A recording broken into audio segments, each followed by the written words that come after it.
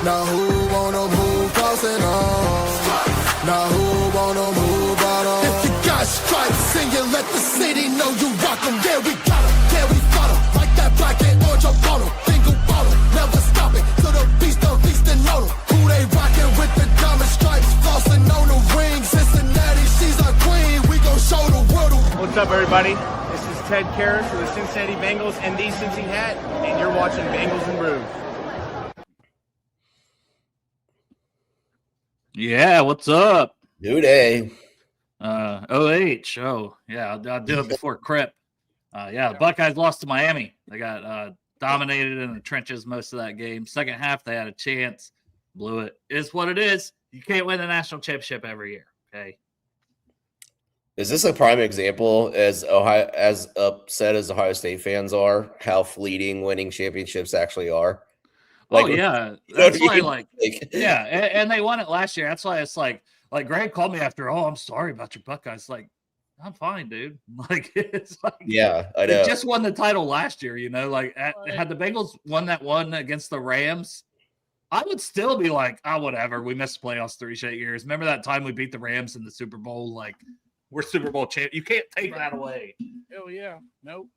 That's why I think these championships. That's why I think there's a certain level of sustainability too. Like coming off of championships, you want to see, but you can always be like, "Hey, man, really appreciate like."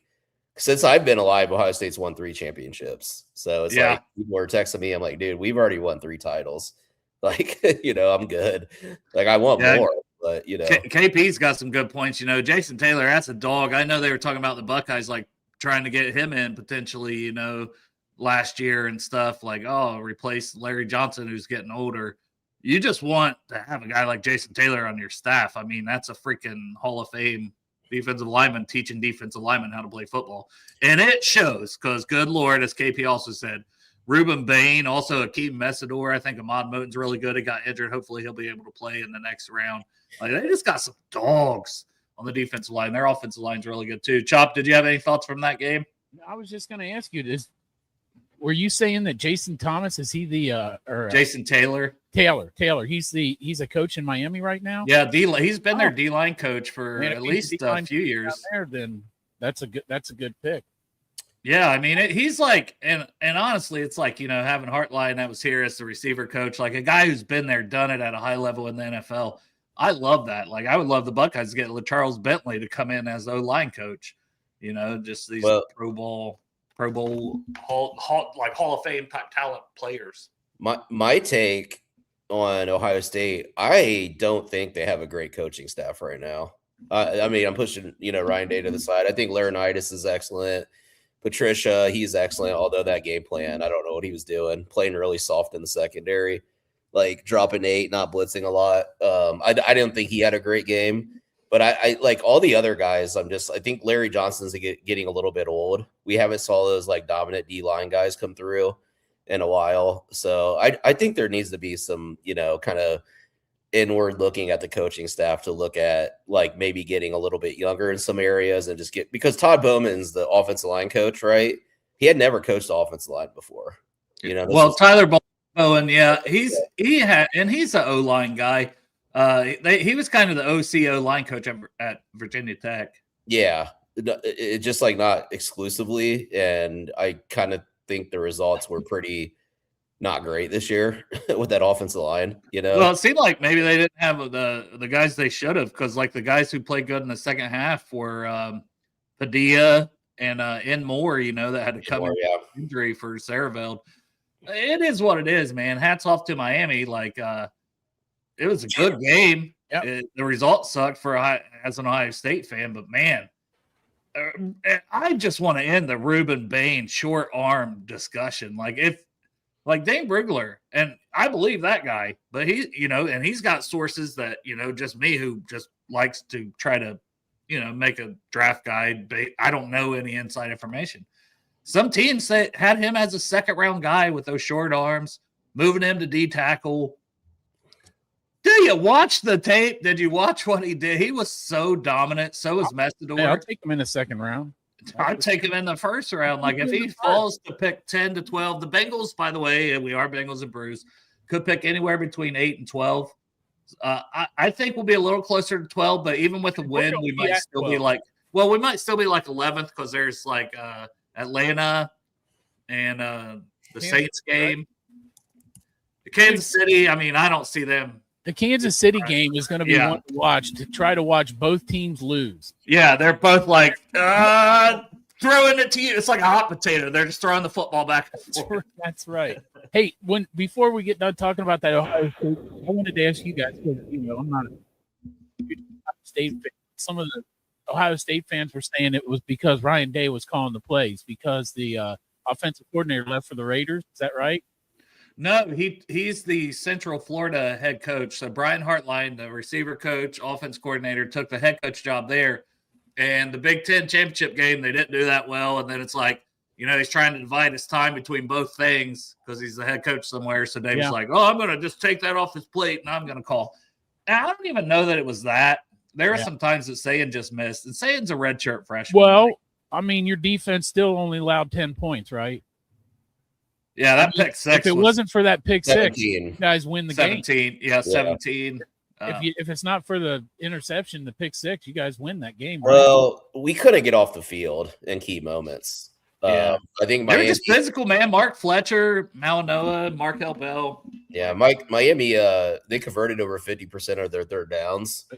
They possessed the ball. The problem is we only had 3 possessions in the second half, so we didn't go with any kind of tempo. We literally had a drive that was 3 plays, 8 yards, and it took 4 minutes.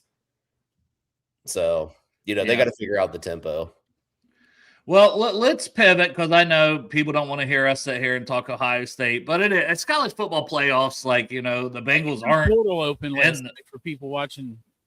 It's so hard to keep up with it too, Chop. Like all the players entering, it's just like I follow the transfer portal on 3 site and just try to look at it every couple hours, and they're like, I gotta scroll forever because there's just so many people entering, and then you got visits lined up. And they got anywhere up until the 16th to enter the portal. That doesn't mean decisions are made by the 16th. It's just they have the 2nd to the 16th to enter the portal. Then also you have coaches that are bailing on teams that are still in the playoffs. Yes. Well, that's the way the college football they set it up.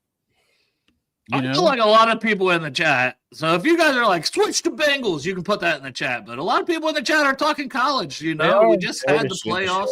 That Chambliss, though, you pull up this tweet this text right here, but I just don't think he gets another year of eligibility. Like he can try and petition. He's going on the whole Diva. What's his name? Pavia. Diego Pavia. So he's going off of that, but that guy played JUCO for 2 fucking years. That's why he got at extra years of eligibility. Like Trinidad Chambliss has started all 4 fucking years. And my thing is, and like Chris says, he's the most impressive. Not to cut you off there, but it's like I don't think he should. Like, what do you think? Like, I think he should go strike while the iron's hot, not go back in what could be a much better quarterback class. I mean, I'm just going to be a little bit homer on this, though. I just feel like. For sure. I feel like they're just going to fucking wait on him to see what happens with him and then he could stay at Ole Miss. I think he would go to LSU, but I just like your guy Levitt that's out there in Arizona. Like, are we going to sit on our hands at LSU because we're waiting on Trinidad Chambliss to go to court and petition the court to try to get another year of eligibility, which most likely is going to be no. Or he could just declare and has a chance to be like the 3rd quarterback drafted. And that might not be till the 3rd, 4th round, honestly, but I don't think his stock will ever be higher. You know what I mean? He's not going to be taller. He's not going to be bigger. Yes. Yeah, I think he's a guy that I feel like is like kind of hit his ceiling already, where there's other quarterbacks like Dante Moore that could definitely benefit from going into school another year. Like if you add up the amount of reps that Trinidad Chambliss has had, it's pretty high up there. And to your point, with the quarterback class in this coming draft being very mid at this point, like he could strike while the iron's hot. So I think he's winner. Well, Ryan's comment there says that Pete Thamel's reporting that it's a good chance Dante Moore returns to Oregon. And I think like for his development, he probably should. Yeah. But if he comes out, he's a top 5 pick because it's Mendoza. Mendoza, man, has been fantastic. Kurt Cignetti is that dude, by the way. All hats off to him, Indiana. But if Moore doesn't come out of the draft, we're talking maybe one quarterback drafted before the Bengals pick, too. There you go.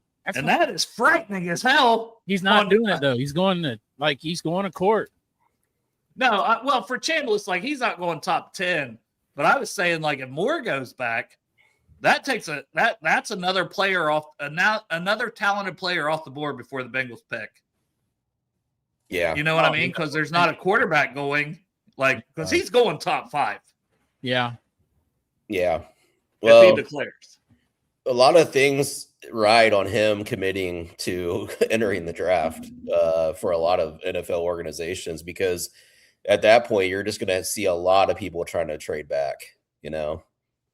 And like, how many people are going to want to trade up? I don't know. Like maybe. Yeah, if Moore's not in it, Mendoza's going to go number 1 if the Raiders have that pick. Like, and Moore's not in it, especially. Like, the Raiders are going to take him 1, and then you're not seeing a quarterback pick. So you can say, oh, maybe Caleb Downs would fall to the Bengals because the value of a safety isn't. Nope, somebody's taking Caleb Downs. I mean, 2 forced fumbles. He was awesome in that game. Mm-hmm. You know, and he's a dude. Yeah. Ruben Bain. I still think Ruben Bain goes in the top 10. I think some team is going to be like, I'm not dumb enough not to take this talented motherfucker. That's right. The bend he has at 275 is special. And I think there's going to be a re-emphasis on, like, you know, more of your linebackers, run stoppers. The NFL has kind of trended back to opening up in like 12 personnel.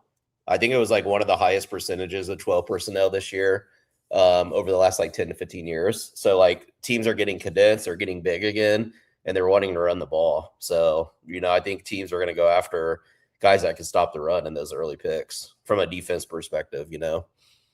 Yeah. And go ahead, Chop. Sorry. The Kendrick Falk thing you put up there, I remember Greg putting in our chat or something that sounds like the exact Bengal pick. Oh, I've been saying it since the summer. Before this season happened, I have said Keldrick Falk and Caden Proctor are the two. If you're a Bengals fan, you know how I said Shamar Stewart. It's Mikael Williams and Shamar Stewart. And this year it's Keldrick Falk and left tackle Caden Proctor. And it's not that Caden Proctor's awful. I don't trust his foot speed, and I don't want a guy that's 370 at offensive tackle. The speed alone is going to, like, Mims is huge. Mims is athletic. Like, and to be fair to Proctor, he's athletic, but if he dropped 20 to 30 pounds, he would be so much better for his lateral quickness and his quickness right out of his stance that I'm talking about, you know? Like, I think speed rushers, like talented, like, will just eat him alive in the NFL if he stays at tackle. What are the chances, though, like the Bengals even have a defensive end circled, because they have invested first-round picks, to the last 4 years or something? You know, obviously Murphy and Stewart. That's where I kind of think, like, maybe they're zeroed in on Woods. It goes back to the stuff we talked about on the last show, though. Do they view Shamar Stewart more as an inside guy? That he's going to get as many snaps on the inside? Because if he's even both, you know what I mean? Yeah. Like, well, also, and you need more, and they're going to lose Trey, and they're going to potentially lose Osai. That's what I was going to say. Can they sign Osai too? That's going to make a big difference. Like, if they sign Osai, I feel okay going forward with Myles Murphy making that jump, and Osai's look decent. And Johnson, that's at least 4. And if you brought Foskey back, Stewart, I'll tell you what, I feel good enough about that I'd rather take a safety. I'm telling you, my guy right now is Caleb Downs. So, well, Ryan Sparks put that, you know, he was doing a mock for Draft Professor. I love Draft Professor. I go on there sometimes too and do draft stuff. You are a draft professor, Dale. I am a draft professor. Yeah, you are a draft. But he Peter Woods in the first. I'm good with that. I'm good with it. Second, AJ Halsey, the safety from LSU. Good with him. Like, that guy's a stud, man. Transferred from Houston. He was a stud at Houston. Yeah. He was a stud at LSU. Getting him in the second round would be fantastic. And then the third, Monroe Freeling. And you guys have heard me. Glaze Monroe Freeling if he declares, because he's still got a decision to make. Right. But left tackle, like, a basketball background. Oh Jesus! His height is around a little over 6'6". Now hold up, Ryan Sparks. This is where in the third round we move forward because our boy wasn't taken. We jump up and get Harold Perkins Jr. in the third. Now you might get him in the fourth. We'll say we'll get him in the fourth. Well, we're gonna make sure we get our guy, and we're gonna take him in the third. I'm a big Dennis Sutton guy. I love him. Who? I think the Bengals will like him too. Penn State denied Dennis Sutton. Yeah. He's produced. Mm-hmm. He's not the most like explosive pass rusher. Yeah. But he's a good pass rusher. He's got some moves. He's got more moves than Stewart. Stewart has no bag right now. That's the biggest thing. If he develops that, he'd be scary. And he got sacked. And Sutton's got that attitude that we're looking for too. He's got a mean streak to him. So he's number 11 in Penn State. 33. He didn't. Yeah. But he played in the bowl game. Yeah. And so many guys backed out, and it was like super cold. Like that meant something to me. Like those are guys. Yeah. Yeah. But I think as we talk about defensive ends, like that's where I think in free agency, I don't know if we attack that position, unless you label Asai a free agent signing. But and I don't know what Folsky. I'd like to bring him back as a rotational guy too. I think he's showed some stuff and has some skill. Like that's where it's like in free agency, definitely attack linebacker and get yourself a veteran safety to get that room righted, and then you can zero in on the draft on some of these pass rushers and whatnot. We're going to have so much free agency and draft talk on our shows coming up. And I'm excited for it, because honestly, that's the hope. You always have hope, when you have that. Yeah. So hope in one hand, tit in the other, man. Yeah. See which gets full first. Yeah. I heard that from my dad. And he would say poop, Your dad would say poop. He put sometimes he said shit, but he put the rated G spin on it for you, and it worked out really good. He raised you to not curse. But it is crazy though when you look around the NFL how many teams have actually, outside of just the Bengals that have been trying to fix their defense for years, like the Bills, like they've done everything. They've signed veterans, they drafted guys, they invested a lot on that defensive line too, and I know they've come along a little bit, and they're getting stops when they need to sometimes, but there's still a problem. And then that Michael Hope getting hurt was huge. Like I know he suspended 6 games. He played, then tore ACL. He was looking good in that game, but he was a guy I wanted the Bengals to go after. Like I think he might have legitimately be a difference maker. And Bosa's been good for them, and we'll see if that can help them make a run. Couple things that have been put out there a little bit. Nostradamus, I think you mentioned Pons earlier, and you mentioned him again. And I think it was you, but if not, it was somebody else. And you said Pons and Keontae Scott. I feel pretty good about the Bengals having Dax Hill and DJ Turner at outside corner now. Mm-hmm. Yeah. But a slot corner, very much needed. Jalen Davis, even if you bring him back, he's still like 29. You know what I mean? You still need to draft a guy that could be the starter there. There's no guarantee you even bring him back. I would love to have D'Angelo Pons. He could play on the outside if you need him to, even at 5'9" or whatever he is. Not a big guy. He is a dog. I love D'Angelo Pons. And the other one was Keontae Scott, who had that pick 6 against Ohio State for Miami. Love Keontae Scott. Those are like two. I agree with those.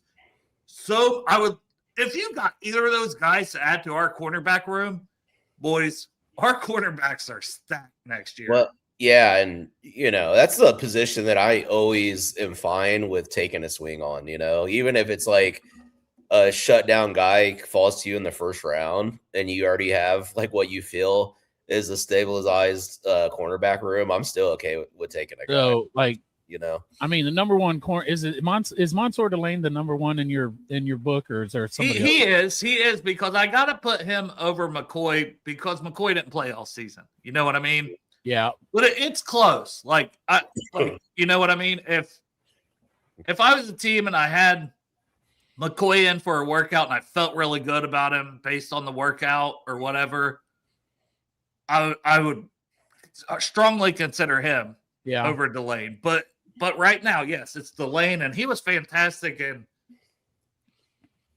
Yeah, it is one of those things. Did you guys see where I put out like worst case scenario basically on Twitter the other day? Yeah. If you're picking 12th and all these guys are gone, who do you take? Right. And it's like the corners were there, Malinois, Right. So what do you guys?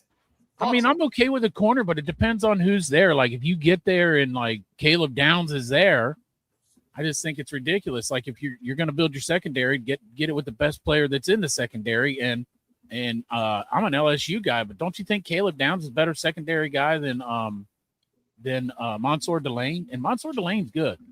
Yeah, and a bigger need for us. Yeah, I would be Downs. I think Downs, but we're saying like Downs is off the board in this scenario that I ran. Man, I got to tell you, there's so many players on that defense that I just feel like our outside corners are good. Yeah, we could use a slot corner, but I just feel like there's other positions that need to be filled. But like, if we go back to best player, how can I bitch about that? Because that's not what they've done, and it sucked. Another thing to consider, I would be fine with Delane because you got to think what Dax Hill is going on the 5th-year option this year. Yeah, well, and that's what I said. Are they thinking and Turner, like, we're only going to sign one of them? Yeah, are you going to pay both guys? Because one of those guys are going to get a bag. See, I mean, that's the crazy thing about NFL. Things that seem like a strength quickly become a weakness right away. And that's where it's like, when you have a guy like that maybe falls to you, that's high end, and then you get a premium position still. Yeah, premium position. Yep. Yeah, that's I didn't think about it that way. That's true. Now might be on the Mansour Delane train. Let's go. Well, it's in this scenario, so I'll just tell you guys. I had Mendoza, and that's more coming off the board because I still had him in this. Bano going off the board, Bain, Jeremiah Love, Carnell Tate, David Bailey, Peter Woods, Caleb Downs, Arvell Reese, and Sonny Styles all off the board. Who do you pick? Malinois there, Delane's there, McCoy. Those are some of the best players still on the board, in my opinion. Perkins. I'm going Delane. I mean, because it's like, again, if like I want to cover people, it's like, and you look at the top defenses in the NFL, like they have the pass rush to match the DB play. Like the Texans have a great pass rush, but it also helps that having Derek Stingley in your secondary. Kamari Lassiter has been really good for them. Petrie, the safety's been phenomenal. Like, they have the total package at defense. Yep. You have to complement each other on it.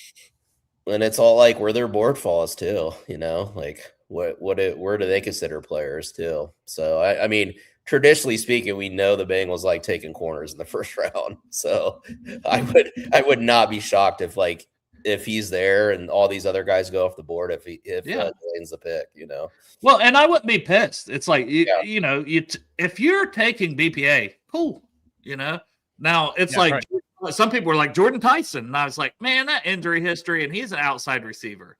Now some people said Mekhi Lemon, and I was like, ooh, yeah, I don't know.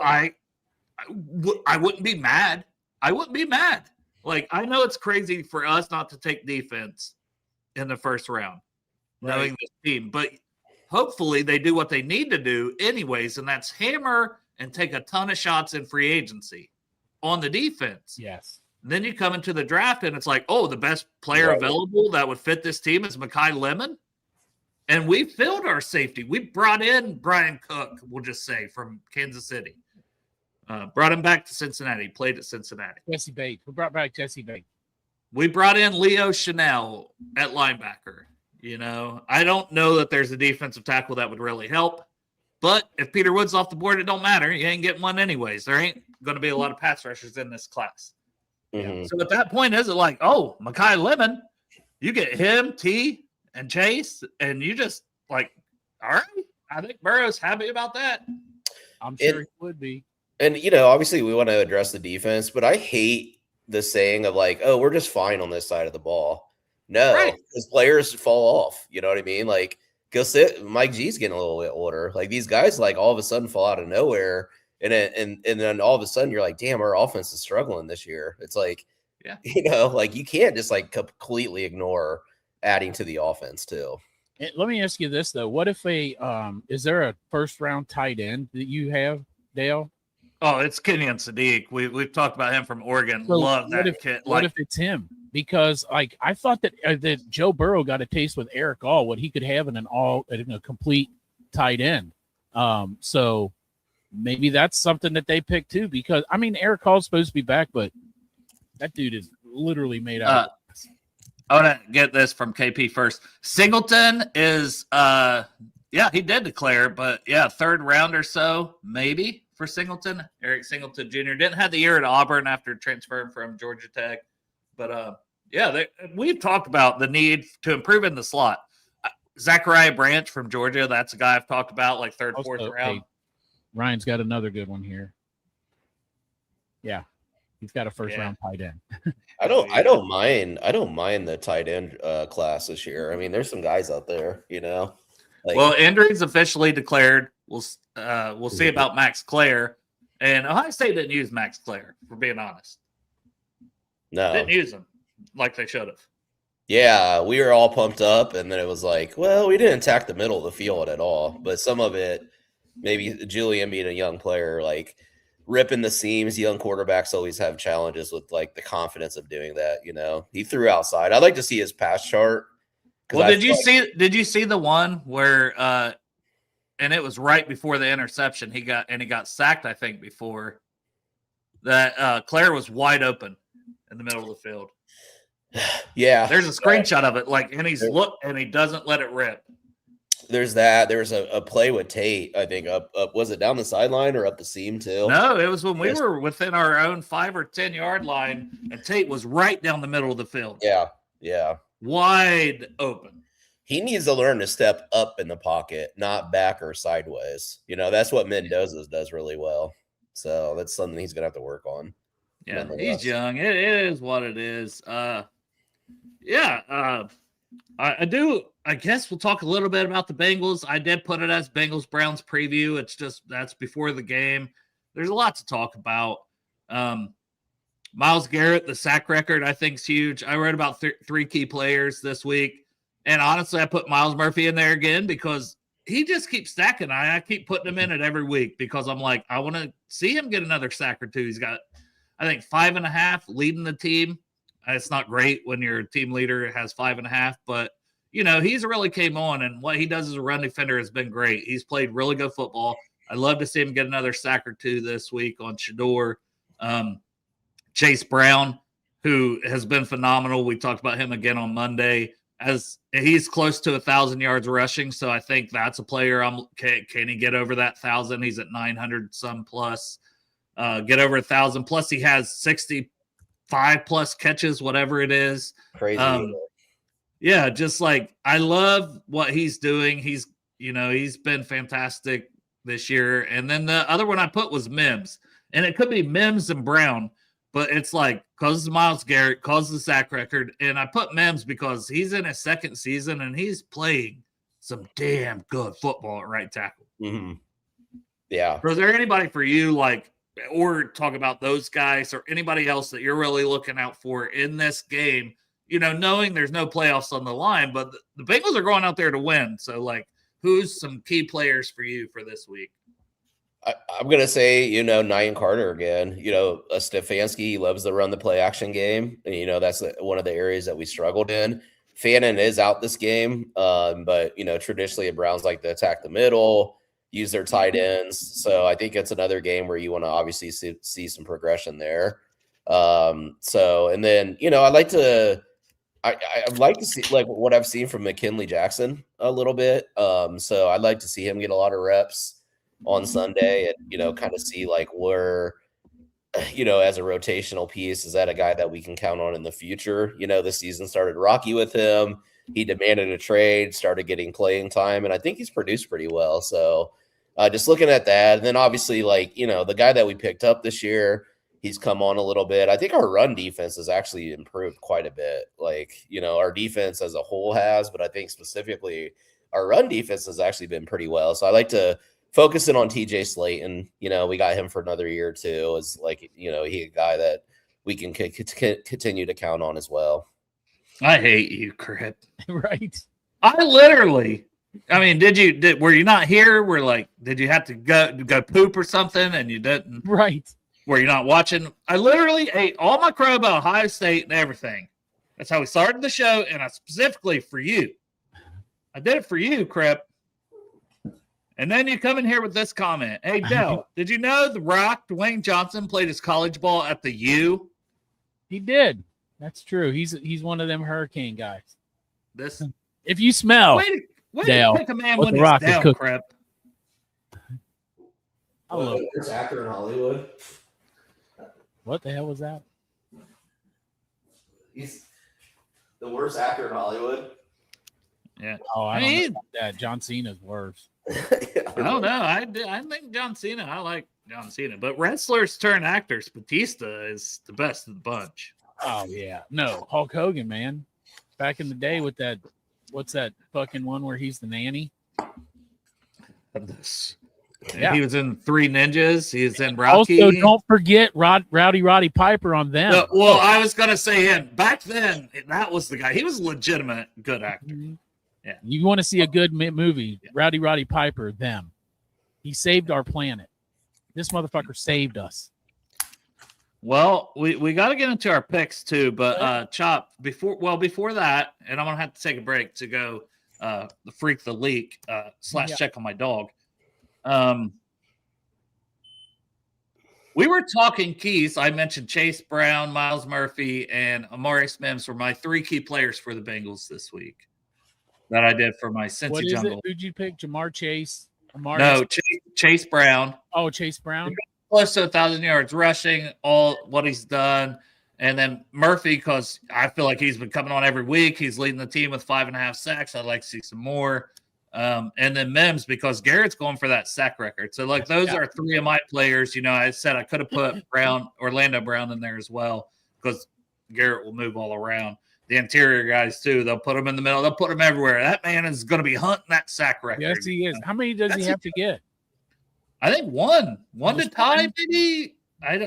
He has 22 freaking sacks.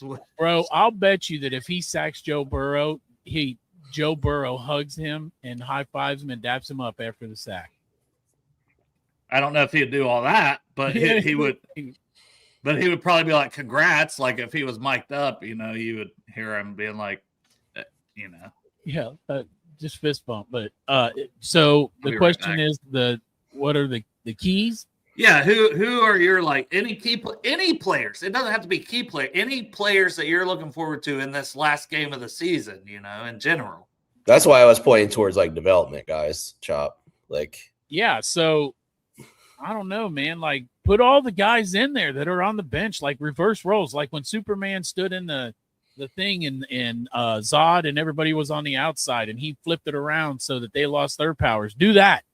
You know what I mean? Take all your starters out. I don't want to see Joe. I already know we're going to see Joe. I already know we're going to see Jamar. I already know we're going to see Chase Brown, all of them. I would rather not. I don't think we're going to see him that long.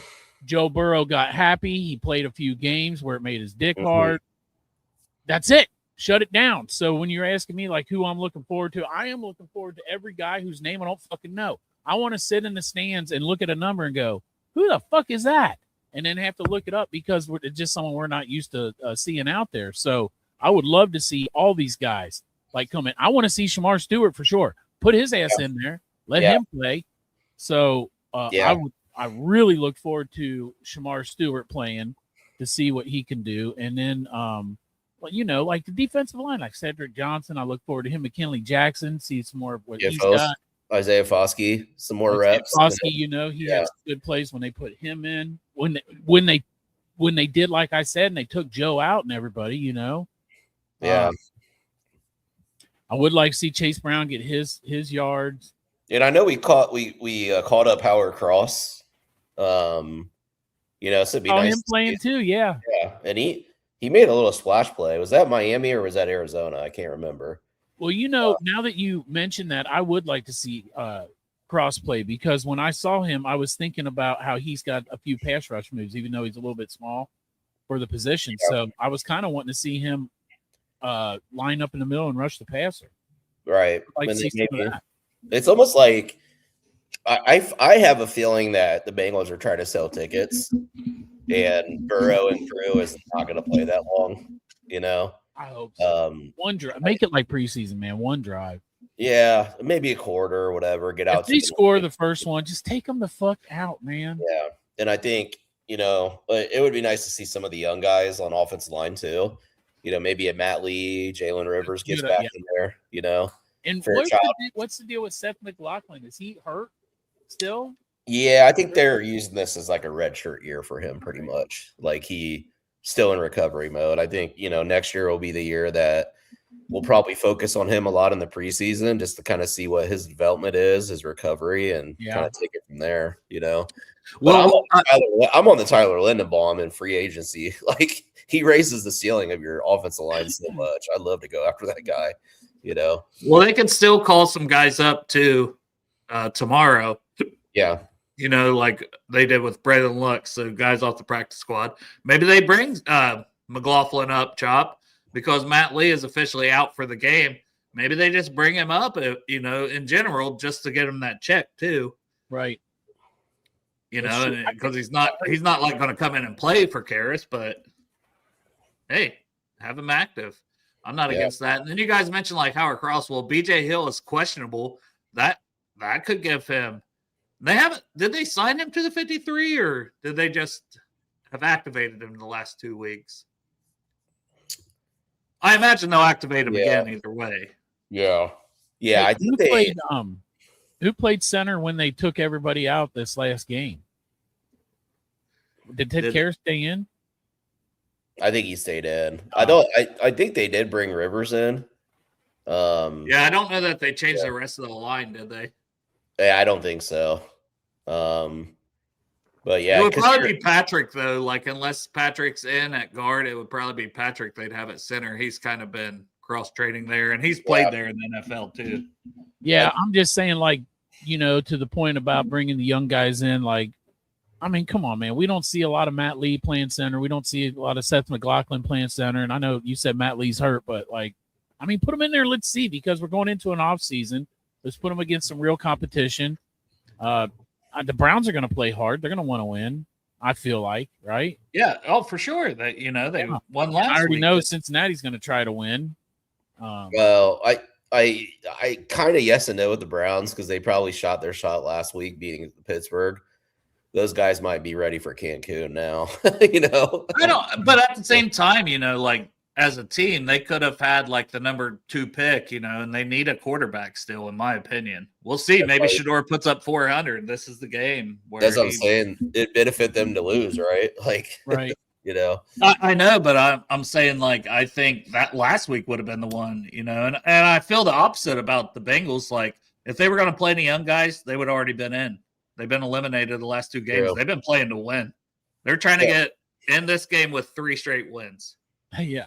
And the tough thing too is, you're like outside of a preseason roster, you don't have all these guys, like you're kind of limited of what you can actually do.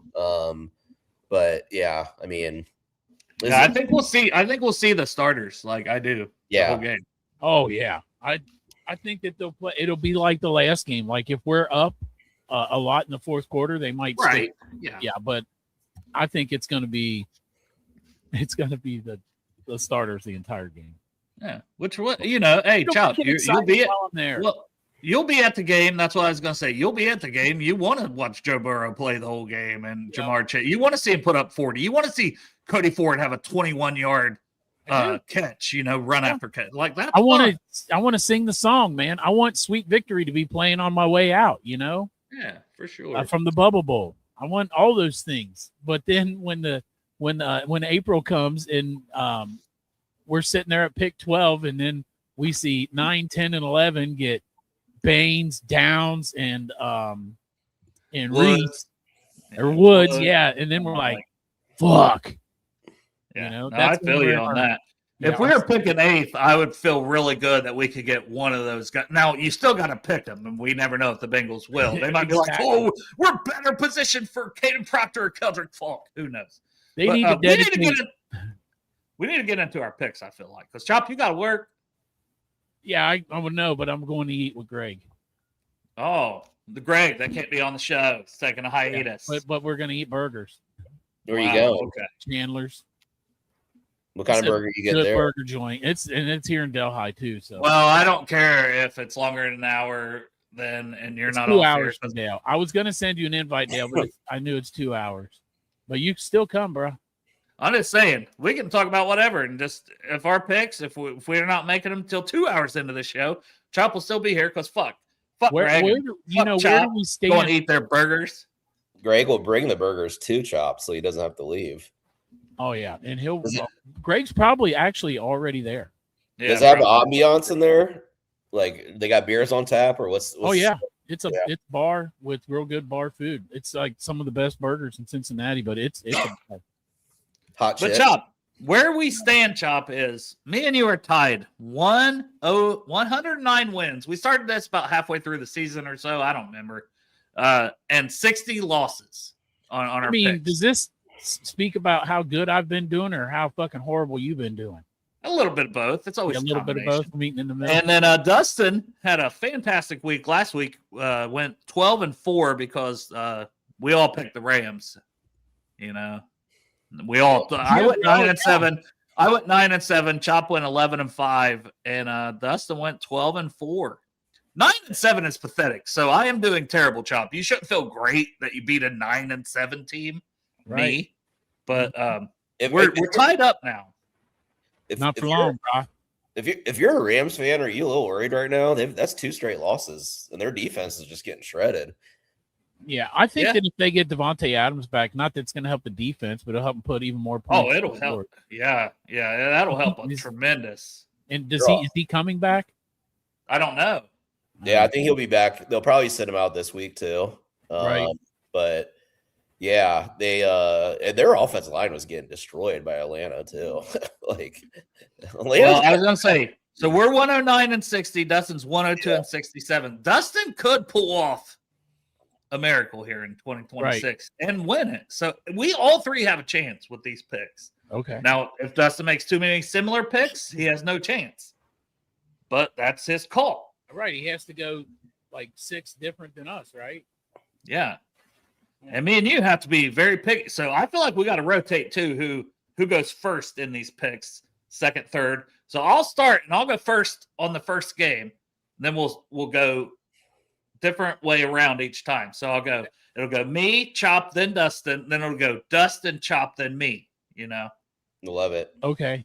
All right, so Panthers at the Bucks, and this one has playoff implications. One of them will win the division. The Buccaneers is one of the reasons that I keep losing because they suck. They're not the same team as they were the first half. Baker Mayfield has not been good. The Panthers, man, no one expected them to be in this position even. Everyone thought Bryce Young sucked. He showed flashes last year, and he's grown this year. That's a good team. I'm still going with the Bucks. I don't know why. I'm an idiot, but that's what I'm going with. All right. Well, you're going to be fucked over because this guy, the pork chop, is taking Carolina. I'm going with Carolina too. I don't like what I saw from Tampa. I think their defense stinks. Are you like this regression of Baker this year? Is that like just an odd performance year, or do you think there's like really red flags there? Is he injured? Like, do we know if, like, you know what I mean? Like, I don't know. Because or is it like he is a gunslinger? You'll have your good, you'll have your bad. But man, it's been bad. It's been consistently for weeks. Yeah, not a good year. Yeah, just because I know like he regressed a little bit with Cleveland, albeit to an injury. And he's doing it again with Tampa. It's kind of like, you know, but yeah, I don't know. I just don't like the vibes from Tampa, so I'm going to go with Carolina. They get in the playoff. Yeah, and Tampa's the home team, so you know, I kind of go with that. But I do feel like it's going to be a good game. It's going to be a close game, and it's going to be interception. Divisional game for the division, like for the playoffs. One's in, one's out. Fucking NFC South. Wouldn't that be nice? And this is a Saturday game, by the way. Yep. The other Saturday game is the Seahawks and 49ers. I feel like this has playoff seeding implications, does it not? I believe so. 49ers are getting hot, man. Man, Am I wrong to say that? I think that they've been getting good. They don't have much of a pass rush, but they do enough on defense. But their offense is just, like Brock Purdy's playing some really damn good football right now. Right. I was not a Brock Purdy believer, but this last game I'm watching, and I'm even thinking to myself, like, man, when am I going to start thinking that this guy's a good NFL quarterback? I know. I think everybody still thinks that. Fucking Mr. Irrelevant stuff is just stuck in my head, I guess. I'm just like, I'm waiting for him to fall off. He's got really good pocket movement too. So I think that's, key with him. But since I go first on this, I am going to take San Francisco 49ers. Bang, bang, Niner gang. And the win gets the 1 seed. That's what I thought. I thought it had like big, because that's a bye week.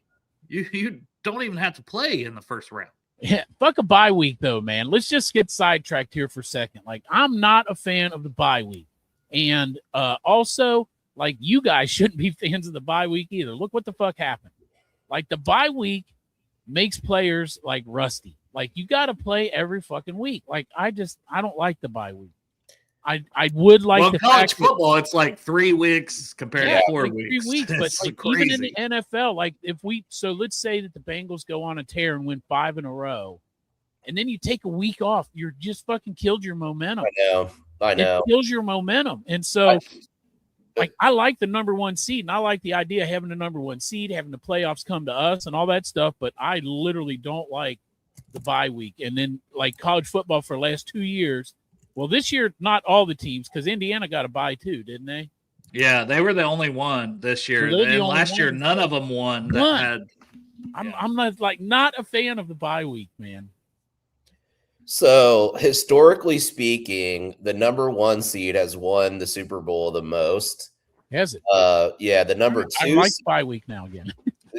For NFL, 1 week. And I think how NFL teams view it is just one less game that they have to win, right? But I get your point. Well, and also 1 week to get healthier, because of all the injuries. Yeah. And what's crazy is the number 3, 5, and 6 seeds have the fewest wins historically of the Super Bowl. The number 2 seed has 10. The number 4 has 6. The number 7 seed has never won the Super Bowl. So number 7. Yeah. What was when we went to the Super Bowl? What were we? Weren't we like around 7? We had a home game. We had a home game. We won the division. Oh, we did have a home game, didn't we? Yeah, so we would have been in the top 4. Yeah, I think we were 4, I believe. Yeah, because you get the automatic home game if you win the division. So whose pick is it? Is it mine now? Yeah. Seahawks at 49. This is, first of all, don't write it down yet, but like, I really feel like the Niners are going to probably win, but I'm sticking with my Seahawks, man, because I've been riding on their back of this whole time, Dale, and they've helped me catch up to you. So put me down. See, I don't like this because it's my Seahawks as well, and I wanted to pick the Seahawks. Well, sorry about your fucking luck there, pal. But now that I'm picking the other one, you don't have to pick different every week. I know I don't have to. And I was going to pick the Seahawks. I fully expected you to say 49ers. I guarantee that if you pick the Seahawks also, it will be the Niners. If we both pick the Seahawks, it'll be the Niners. Well, either way, I'm not. Like, I think it's going to be close enough that I'll say screw it. I'll go with the Niners. Okay. I don't trust them, but Christian McCaffrey, that defense, Robert Saleh back as their defense coordinator. I think they'll find a way to get it done. I don't trust Sam Darnold, so I have reasoning for why I could pick the 49ers. I just was going to go opposite of you either way. Where's the game? It's in San Francisco. It's in San Francisco. Yeah. All right.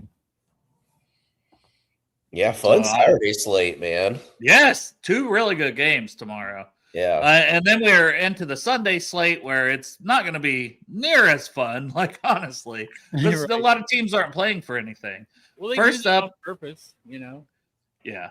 We've got the Colts at the Texans in the first game for this one, and I'm going to go with the Texans. Oh, yeah. It's just the way their defense has been playing. The Colts really don't have anything to play for, but Phillip Rivers, he's going to retire again. I think he already said that.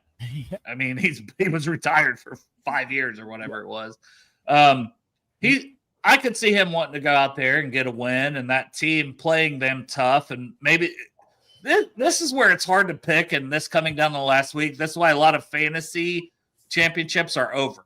They're over. They don't do the last week because You don't know who's playing, who's not playing, it's who's got a bye week. Remember the Bengals, like they didn't play the Browns in that playoff right. Right before the playoffs because they knew they'd already clinched and won the division. Yeah. The seeding didn't matter. They just set everybody.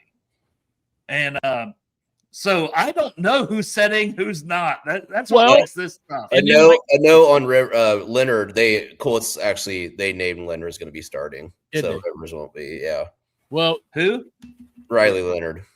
Riley Leonard. So yeah. Well, now you've got a rookie. The rookie I don't believe in. But the Texans, are they playing their guys? Do they have playoff seeding? The division's still up for grabs with them and the Jaguars, correct? I believe. Yeah, I should have did some prep on that. Yeah, we should have done research before we're just on the show making picks. It just sucked because it's like it doesn't feel like really like to me. It's like if a team finishes third or fourth. I'm not as like honed in on that. I am honed in on obviously the we'll get to the pick with the Steelers and so Rivers is not playing or he is playing? No, he's not. Yeah, Okay. Yeah. Leonard's starting. Leonard's Notre Dame. Okay. I mean, yeah. Maybe Rivers just played out his contract, so now he can get any team. Because he had to finish up his contract with the Colts, right? Yeah, I believe so. I mean, any other NFL team couldn't have called him because he's under contract with the Colts, I think. Maybe he's just playing it out, and he'll go. Look at this sweet koozie, Chop. Look at that. We're twinning. But I'm sticking with my Texans pick, and then yeah, because you're a goddamn homer, man. And you know what? I'm your friend, your best friend. So guess what, Texans? Because I'm gonna support you, pal. Oh, you don't even want to go different. Is going to get their ass kicked, and that would just be like handing you. Yeah, handing me one of these. Just handing you. Yeah, much needed. Can't do it, Dale. You got to earn it, bro. That's fair. No, going with the Texans. Like I think the Texans, like it's a divisional game, so maybe that'll add a little spice to it. Now this is one that Dustin though could try to come back from 7 down. I know. I need to pick some kind of. Need to pick Riley Leonard, man. Go with your boy from Notre Dame. So the Texans are playing their starters, so I'm probably just gonna stick with the Texans on this. Yeah. You're like, I don't want. Yeah. And anybody that's going against Lou Anarumo's defense, I'm picking against Lou because his defense sucks. Because Lou became the Lou, and it hasn't been that good. Everybody, and this is everybody. First you know what? He got more into the year, and he started throwing in some of that algebra. He was like, "Here you go. Here's some calculus. We're getting into this defense now."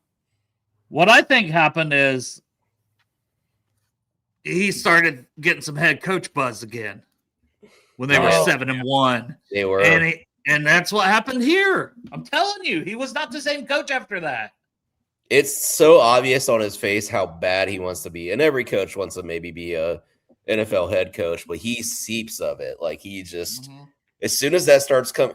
That's what I kind of hated because he was doing like when they do the NFL Network does like the little training camp tours before the season starts on their like day coverage. He was just like, that's all he could talk about. I was like, bro, you're the defensive coordinator of the Bengals right now. We need you locked in. It just didn't feel like he was locked in, especially the last season, I agree.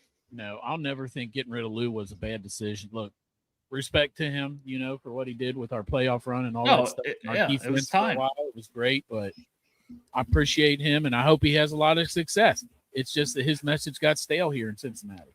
Well, I hope for success until everyone's like, "Oh, well, we shouldn't have fired Lou," and it's like, no, we 100% should have. Like, it was time. This is almost why college football, like I'm starting to get it, is a little bit better because you just expect the rotation that you're always constantly resetting. You're not having to ride on players that, just keep riding them and giving them contracts and stuff like that. It's a faster rotation. It feels like, I'm just getting into it, but yeah. It's 1 year free agency for every player in college football. Yeah, it really is. Yeah. Cowboys at Giants is next. And am I up or you? I think Dustin is. I'm up this time. Yeah. I'm going to go with the Cowboys. I don't think I've ever went first. Well, you don't go first. Oh, like okay. Either way, it works out because I picked before you or you picked before me. So Cowboys at Giants. Divisional game again. Let's say the quarterback market did open up a little bit. Do you guys think that the Giants are totally committed to Jackson Dart in the future? Or if it was like a normal quarterback year where you had more prospects, do you think they would go back to the drawing board and draft? Not this year. I don't think this year they will. I think That's what I'm saying. Well, like, first if it of was all, Jackson Dart's. I mean, here we go. You're gonna get me on the homer again, but Jackson Dart's missing his biggest target. Like, if you would have had Malik Neighbors and Cam Scatteroo out there with Jackson Dart the whole time, I think that the New York Giants record would be a lot different than it is. I also think like he has to change his play style a little bit to protect himself as a quarterback. But 100% they're going to ride. They traded up to get him. Like they're not. He's a first round guy. They got him on a rookie contract. They'll try to put more pieces around him. I think they could draft a wide receiver very early. They could try to improve at right tackle, but they also need to do some of that in free agency. He's definitely their guy, in my opinion, still. Yeah, there was just those end of the year articles where it's like, and maybe it's like draft smoke, like, oh, the Giants aren't totally out of evaluating the quarterback position in the draft. So I mean, you know what though, you should any team should never be out of looking for any position to upgrade, every single position. I want to address this because it keeps getting brought up. Where's Greg? We actually kicked him off the show and we said, listen, you stupid little bitch. You ain't done no mouth dancing. You ain't done nothing. Get the fuck out of here. Don't come back. So he's just gone. Come back. He's off the show. No, he wanted to take a little break around the holidays and stuff. And we're all for Greg taking a little break and coming back fresh and ready to roll. So that's why Greg's not, and he's probably not going to be on for the next few weeks. So if you only tune in for Greg, right, and you don't want to watch the show, we understand. Right, he's not going to be here for a while. He has an open invite. He can get on at any time, anytime he wants. Could pop in right now if he wanted to. But he's taking a little break, resetting mentally. Nothing wrong with that. All right, Chop. Cowboys, Giants. Who you picking? Man, this one's a fucking toss-up, man. I tell you what, I just feel like I think I've been riding them boys too, so I'll take the Cowboy. You've been riding them boys? I'm riding them boys. Oh God. Oh, why did you say it that way? I mean, because might as well, right? Might as well ride them boys. You both picking the Cowboys makes me want to pick the Giants, but I can't. I can't do it. I got to pick the Cowboys as well. Next game, and I go first. Browns at Bengals. I think this game's going to be a lot closer than people think because I think the Browns still have a decent defense. Carson Swetzer, Myles Garrett, super motivated. Mason Graham, all those players, they're going to want to do some things, and they always want to beat the Bengals. It is the Battle of Ohio for a reason. It's always a huge game. It always matters. Denzel Ward, very good corner. Obviously, the Steelers tried to go at him 4 times in the end zone last week. That didn't work out well. But we've got T. Higgins. We've got Jamar Chase. We've got Chase Brown. And we have Joe Burrow. I'm just going to say Bengals because, I just think we want to have a 3-game win streak, and we're going to go out there and play good football. We'll find a way to win this one. Did you want to give your stat of the day on Carson Swetzer that you shared last week, Dale? No, I forgot it. The missed tackle. He's got more than Barrett Carter, right? No, you said? Well, the percentage or something. I don't know. Right. Dustin, do you remember it? I don't. I think he had more missed tackles than Demetrius Knight. Oh, Demetrius Knight. And Carter. Percentage-wise, though, right? I don't know. It might have been missed. It might have been. And maybe he has had more tackle attempts. I don't know. And that all factors in to have more missed or the percentage. But yeah, I was because we have hyped him up as defense player of the year. And because I just, I'll go look that stuff up and be like, okay, didn't really realize that. Because there's a world where maybe Barrett Carter and Demetrius Knight aren't awful. They need to improve. Yeah. I would still go get or draft a linebacker. I know one, Dale. Harold Perkins. You and this fucking Harold Perkins. That's right. Harold Perkins Jr., man. And he's got some pass rush juice. He's actually got a lot. Yeah, he does. Really good fucking blitzer. Just saying, man. Yeah, it's Homer, but he is a piece that could. I think that he's got a lot of ceiling. All right, I agree that he hasn't had a super great last 3 years, but he's been decent, and I think he's got a super high ceiling. My comp for him is like Devin Bush. Yeah, You know? Yeah, that's where I kind Devin of. Bush has been really good, and I would add him in free agency if we're being honest. And he also plays on the Browns, right? yeah. Do you want to hear another stat of the day? Yes. Shamar Stewart has as many sacks as Mason Graham this year. Well, Shamar Stewart's and he's probably played a lot less snaps. Yeah. Like 1/10, if that, of Mason Graham. Mason Graham is he a rotational piece, or is he out there? Well, he's a starter. He was a third-round pick or third pick. Was it the third pick of the draft? Fifth overall. They traded overall. down from 2 to 5. Yeah. Well, how would you evaluate his performance this year, Dale?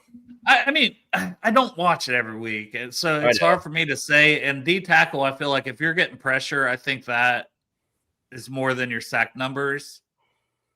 Obviously, you want the sack numbers too. Yeah, for sure. He's 20. I know that a lot of Browns fans were like saying he was doing really good, and maybe Garrett getting 22 sacks is part of him. Could be, yeah. I don't know. Without watching it, it's hard for me to say. So I don't want to shit on him.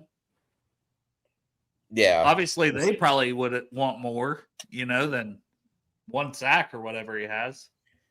Yeah, and that's where it's just like, wherever you take guys, like you don't always know what their first year productions, because now we're starting to see Clancy come on a little bit and Newton a little bit more in year 2. So, you know what I mean? Like not all guys are just going to come in and just like set the world on fire. I just wanted to bring it up for that specific reason. All right, Chop. You going with the Browns to go opposite of me? No, I can't. I want to, but I want. Yeah, I just know the Bengals are going to win. I've always known the Bengals are going to win this last year. They're going to win because you would rather pick 8th than 12th. Yeah, and let me tell you something though. This is the God's honest truth. Like, if Joe Burrow doesn't play, but everybody else does, and Joe Flacco, I still think we win. I honestly think that we might even have a better chance to win with Joe Flacco because he fucking played for the Browns for a couple of years. He knows them.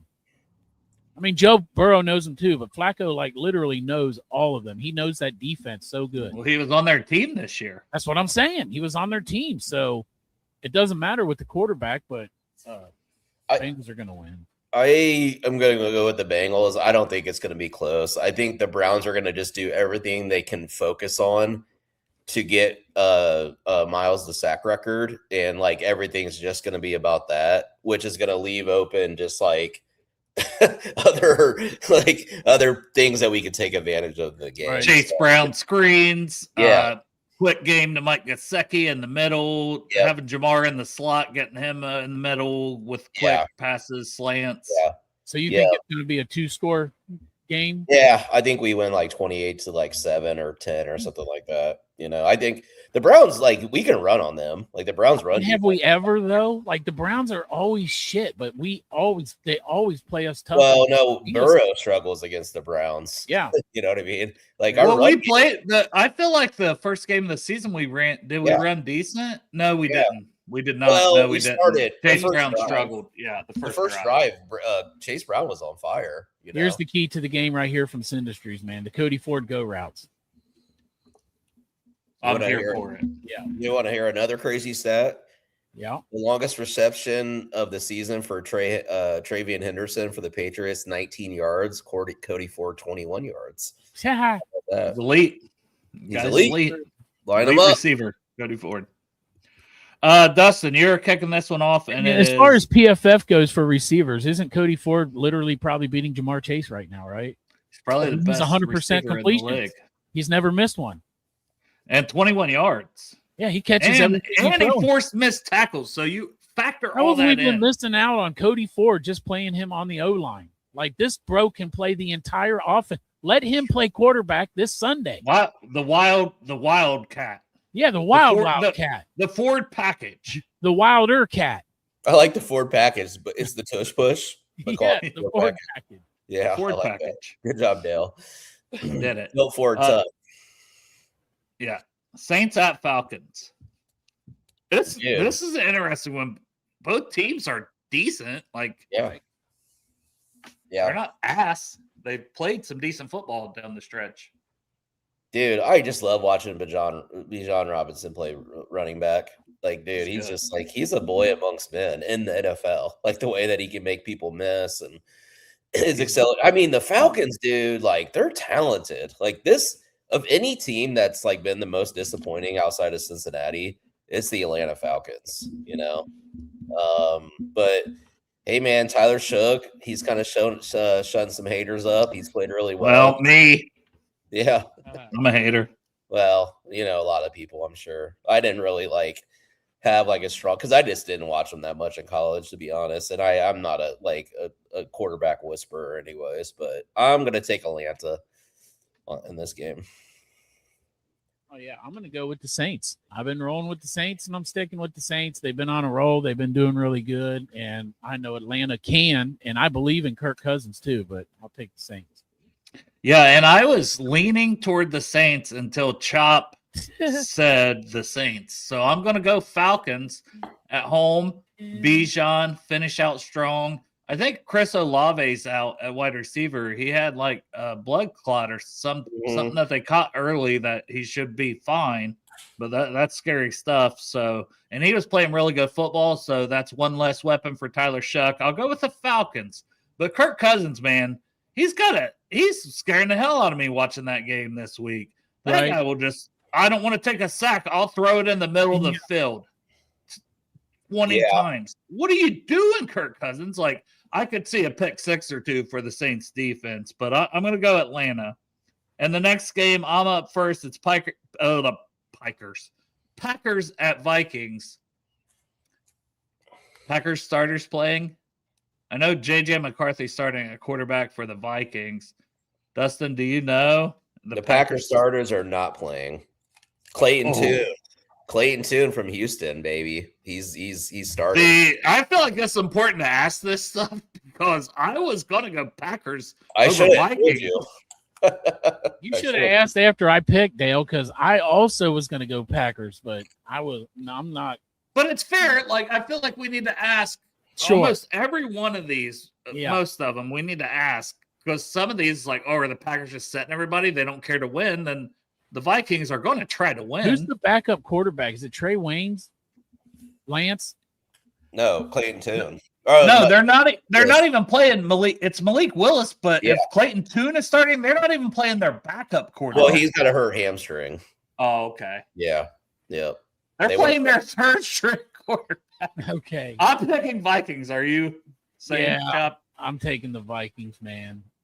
Have you guys ever, and there's a lot of NFL seasons they run into each other, seen this much variance from one team in one NFL season where it's like, oh my God, nobody could beat the Packers to like they're a mess. Yeah, I mean, it's not just been them this season. I feel like a lot of teams have had a spike where people thought that, and then they got beat. Well, I think Rams were like that too. Yeah, the Packers looked pretty good even when Love was out, right? Willis was in, so it's like a roller coaster with them. Yeah, but they don't have Parsons, and that's going to hurt for playoffs. Get to know Malik Willis because he will be your Pittsburgh Steelers starting quarterback next year. Mark it. Who?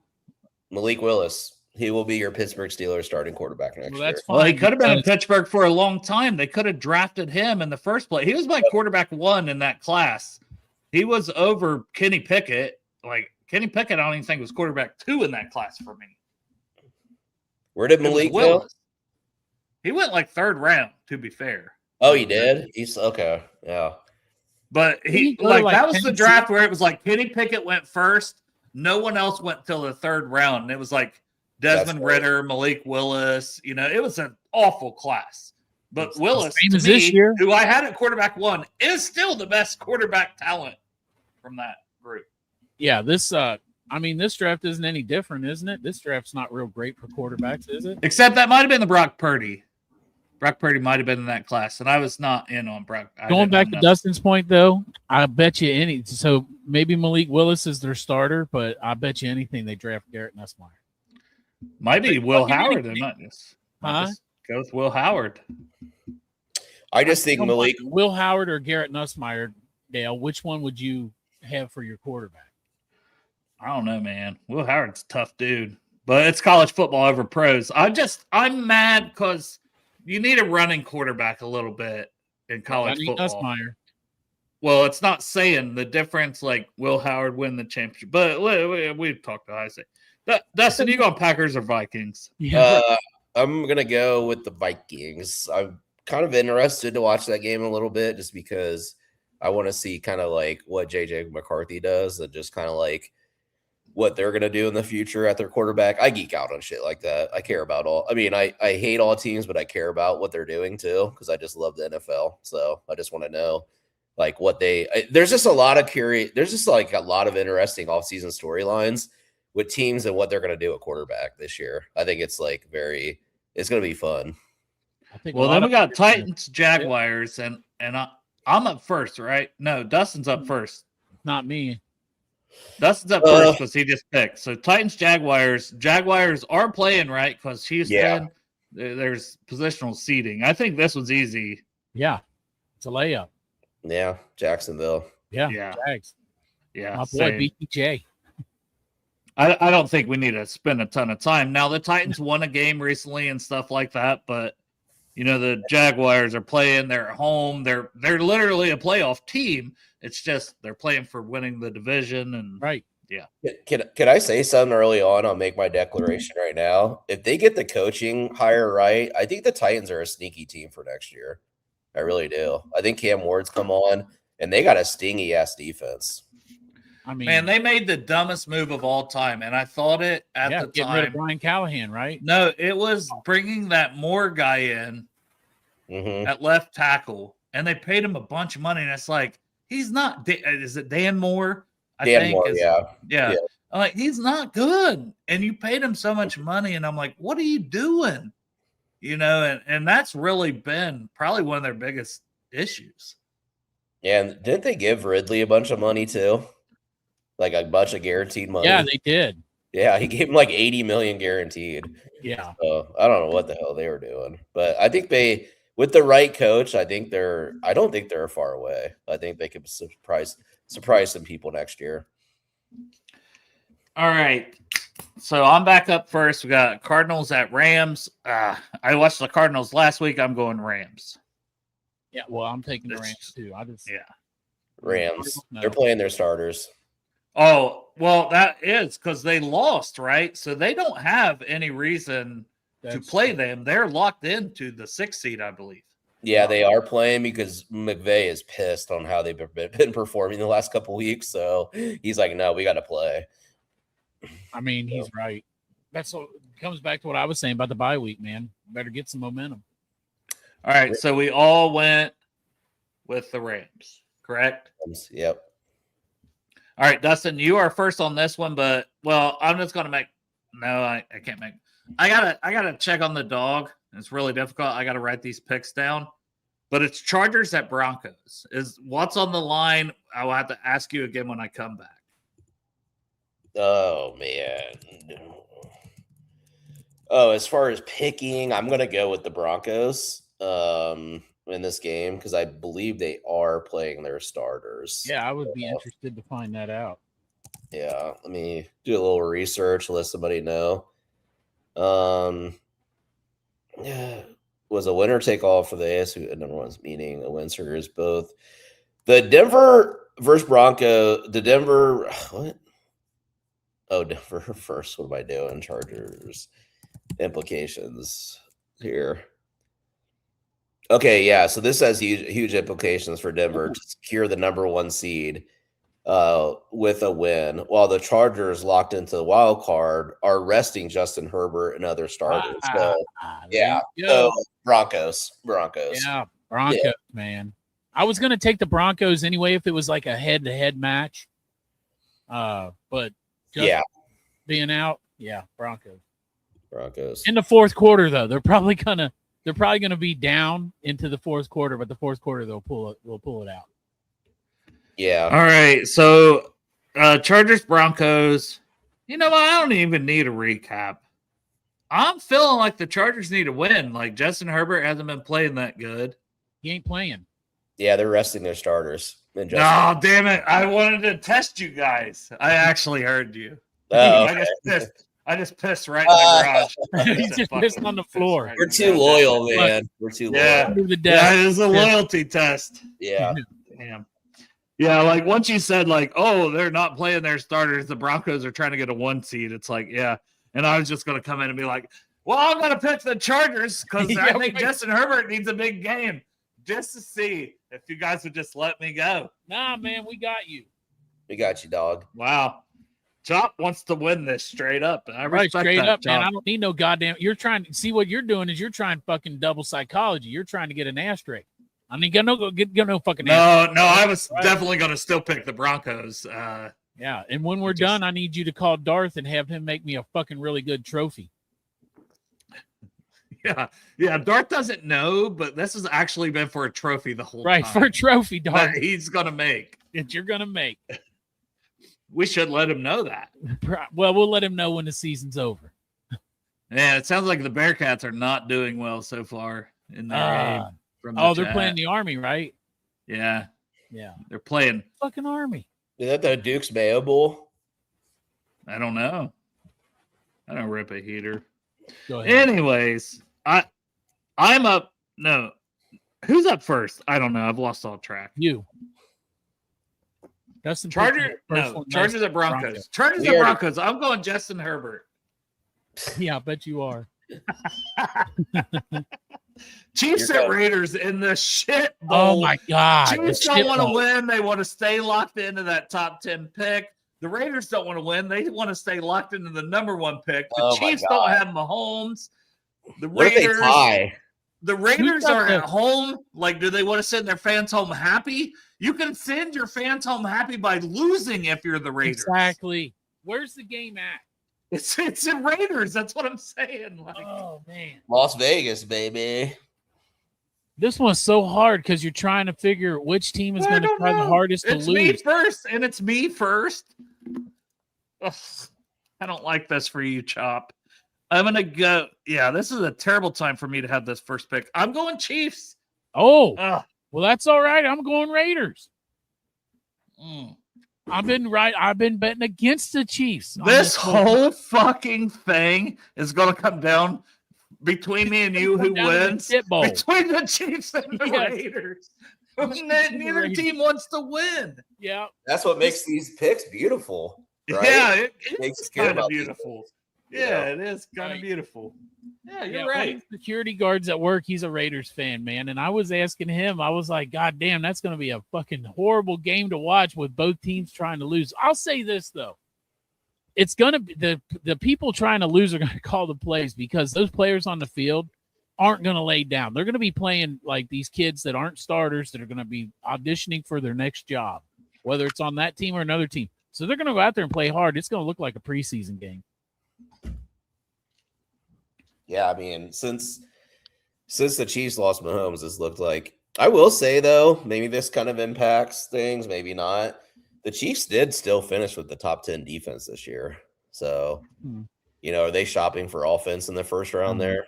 I hope somebody gets Steve Spagnuolo for their head coach, man. Fuck that guy with his defense for the Chiefs, man. I know. He's just like, he won't go away. It's like he's right. So Somebody pick him up for a head coach, please. I feel like we're always like, oh, we have to draft defense. I feel like the Chiefs are always like, we have to draft offensive linemen and wide receivers. How many years has that been the case? It's weird for a team that's won as much as they have glaring needs the last 3 to 4 drafts of like wide receiver and tackle. You know who hasn't been as good at drafting the last like year or two is the Chiefs and the Lions. Oh, like if you go up and down their draft list, they kind of like, whoa, they fell off. And that, I don't know. Like their offensive line is like. I mean, those are all players that fell off that we here in Cincinnati as fans wanted, to be honest. Dustin, who'd you go with? In this game? Yeah. Chiefs. I'm Chiefs. Yeah, Raiders. Pete Carroll, he'll be gone. Like I think he's pretty much out the door. So imagine thinking though you're at home and you're gonna send your fans home happy with a win. But you lose the number 1 pick because you win. Like I would not be happy. Yeah. That's what I'm saying. Like, what do you just forfeit? Like, fuck it, like forfeit. Like halftime. Like you're up like 14-0. You like and then like the Chiefs run out onto the field like we're back, and everybody's just like waiting on the Raiders. Where is it? One fucking guy comes out from the Raiders with a card, hands it to the referee, and he gets on the thing like the Raiders forfeit. Well, do you know this happened with Mayo for the Patriots last year? Because like he had some ruffles and feathers with the front office of New England because he was still trying to win, even though they're going to fire him, and it kind of pissed them off because they were like, yeah, we want to get a higher draft pick, right? So, it's like one of those things. Is Pete Carroll going to like spite the Raiders and go all in, get his guys motivated?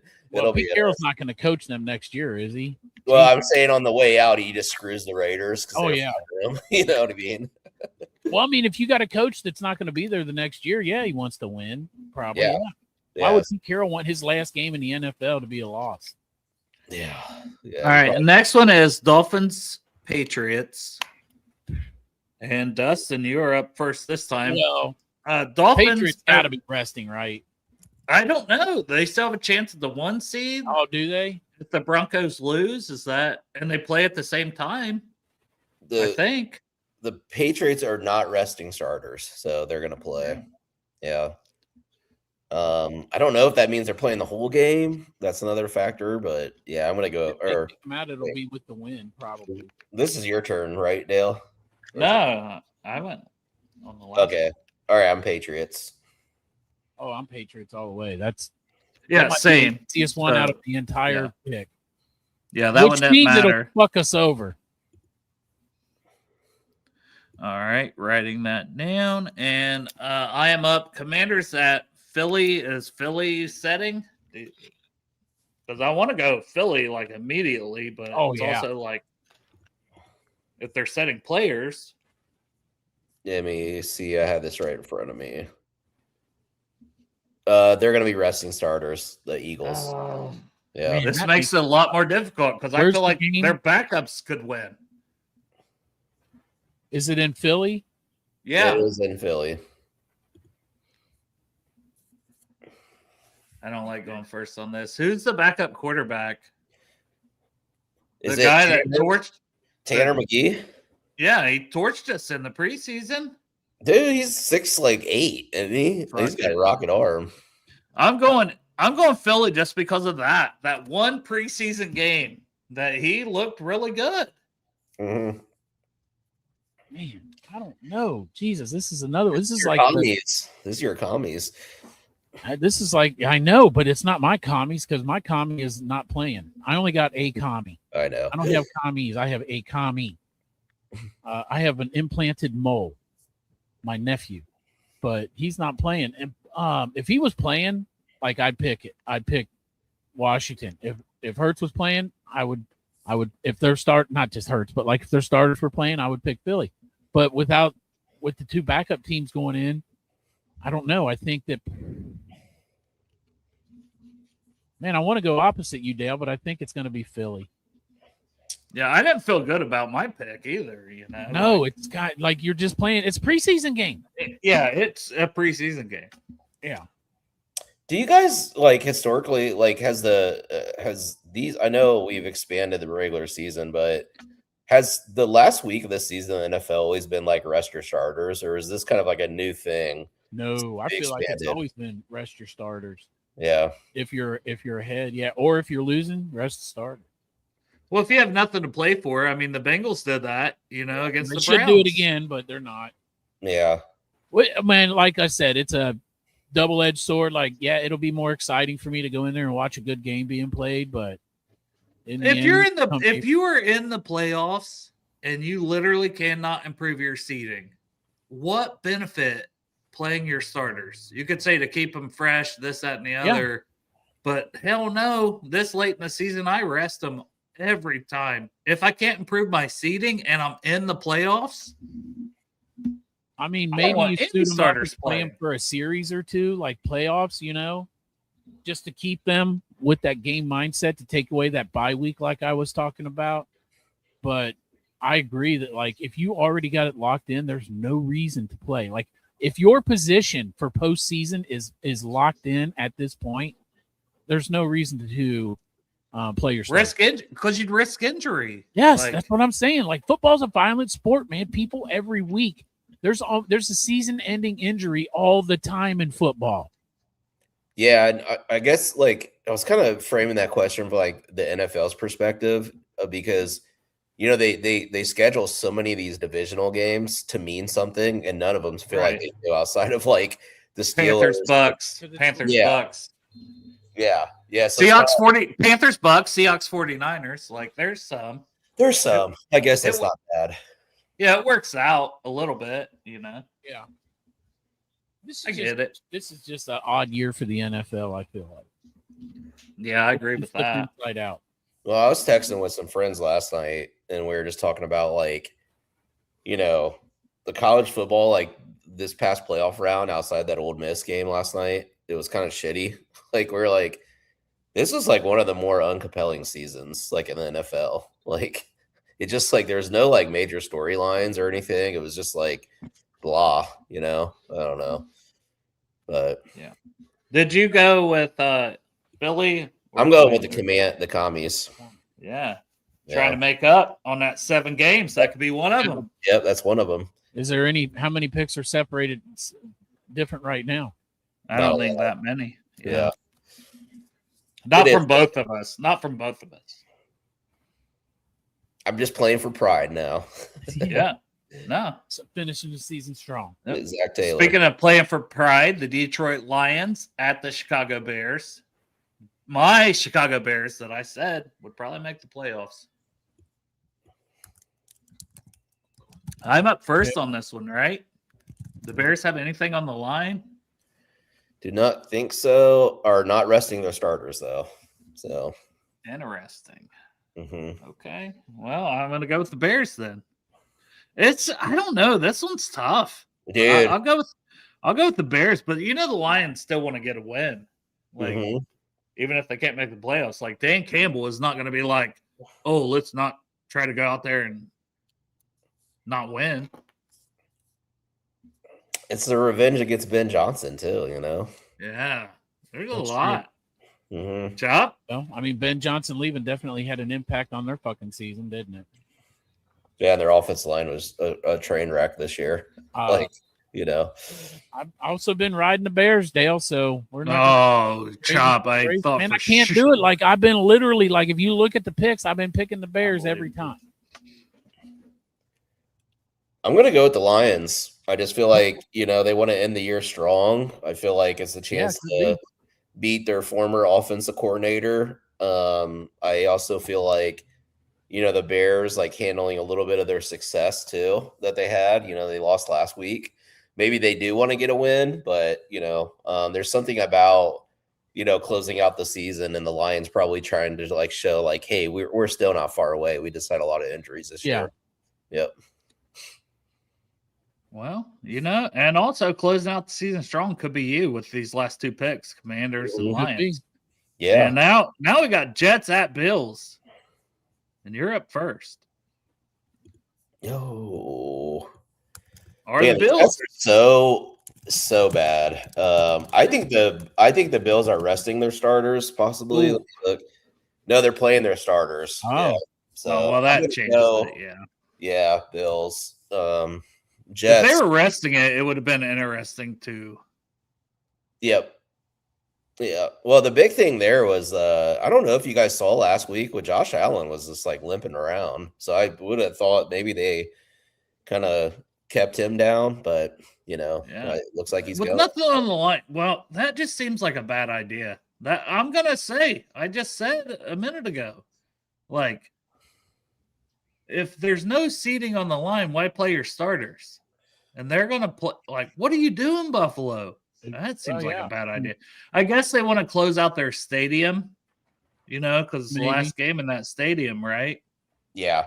Yeah. So you're right. That's going to be a big emotional game for them, isn't it? For the fans. Mm-hmm. But I'll take the Buffalo Bills also. No, I thought you were going to say Jets. I'll take the Buffalo. No. Why the fuck would I take the Jets, man? They suck. I'm also going to take the Bills. I'm not going to risk. I want to go against you, Chop, but I can't there. And then I'm up on the last game of the week. It's Raven.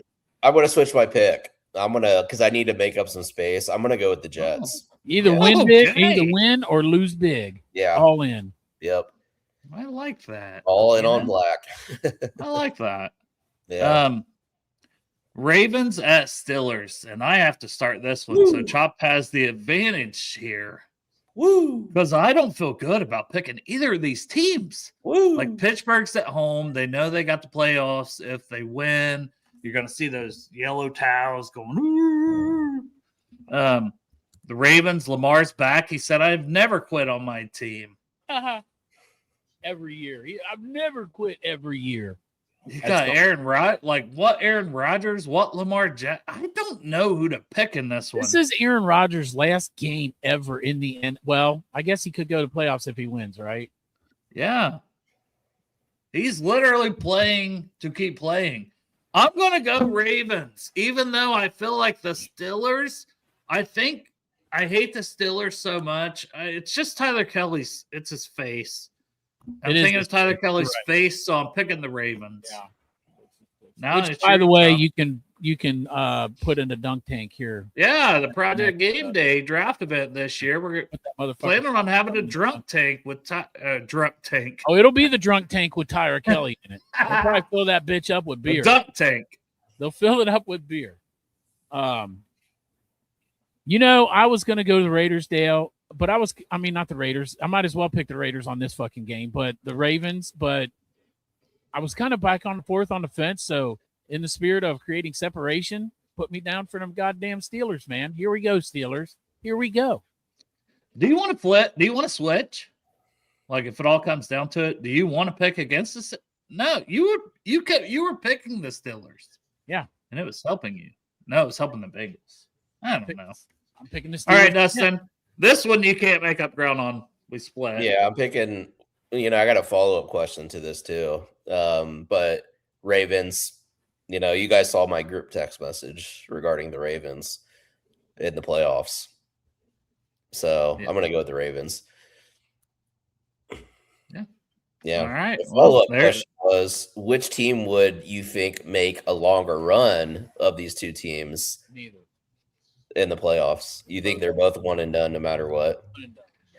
Yeah, it feels like it. I mean, maybe one of them get one win, but I can't see a second. If it's Lamar, I think he has 2 playoff wins. That'll be his second playoff win, I think. I think he's only got 1 playoff win.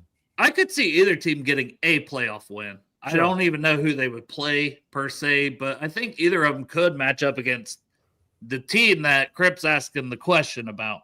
Who's your favorite playoff team, Dale? Who are you rooting for? The Texans. CJ Stroud. I love that defense. Like, it's not even about Stroud. It's that defense. I like the Iowa State receivers they drafted this year, like Nico Collins, too. I'm not going to mention what school he went to. You're right. But, yeah. I know where he went. You guys want to hear a stat and why I'm thinking Ravens are going to go on a run? You know what seed the Ravens were when they won the Super Bowl with Joe Flacco? No. 6. Chop. 5. 5 or 6. What seed were they? 4th. Oh, were they really? So if they win, they'll be the 4th. Yeah, because they would win the division. Yep. That makes sense. I mean, who do you like? Well, Joe Flacco ain't walking through that door. That's what I'm saying. But who in the playoffs would you be like if you're like matching the Ravens up against anybody in the AFC specifically? Like, what team would scare you? They were just so bad though this year in general. Like, they just seemed like they were never. Like, if you're a Ravens fan, this is kind of better though. I feel like if you're a Ravens fan, what team would scare you going into the playoffs? I'm evaluating. I think the Texans for sure. I think the Bills a little bit, but the Bills scare me. Like, all of them. Fuck the Ravens. That too. Yeah, all of them. I just feel like with the Ravens run game, with what Derrick Henry did to the Packers, although obviously the Packers are descending a little bit. That's a good point. If Lamar's healthy and they can run that little option play with him, That's so fucking tough to defend. I just feel like that's a nightmare matchup in the playoffs, just like the Texans are. I mean, well, Derrick Henry is getting hot, and Yep. late in the season when it's Yeah. cold and games aren't in domes. And that could be the difference. I don't want to feel like I'm a Ravens fan over here, but like the difference, this would be the first year the Ravens are actually like going to the playoffs, like presumably like underdogs, where they've always had higher seeds, right? Going to the playoffs, like number 1 seed twice when they lost. So it's almost like they can go in there with that underdog mentality. So I don't know. I'm just saying, for an AFC team, I would not want to play the Ravens. I mean, they were probably the underdogs when we played them in the playoffs, but they started. Yeah, Snoop. Started Snoop though.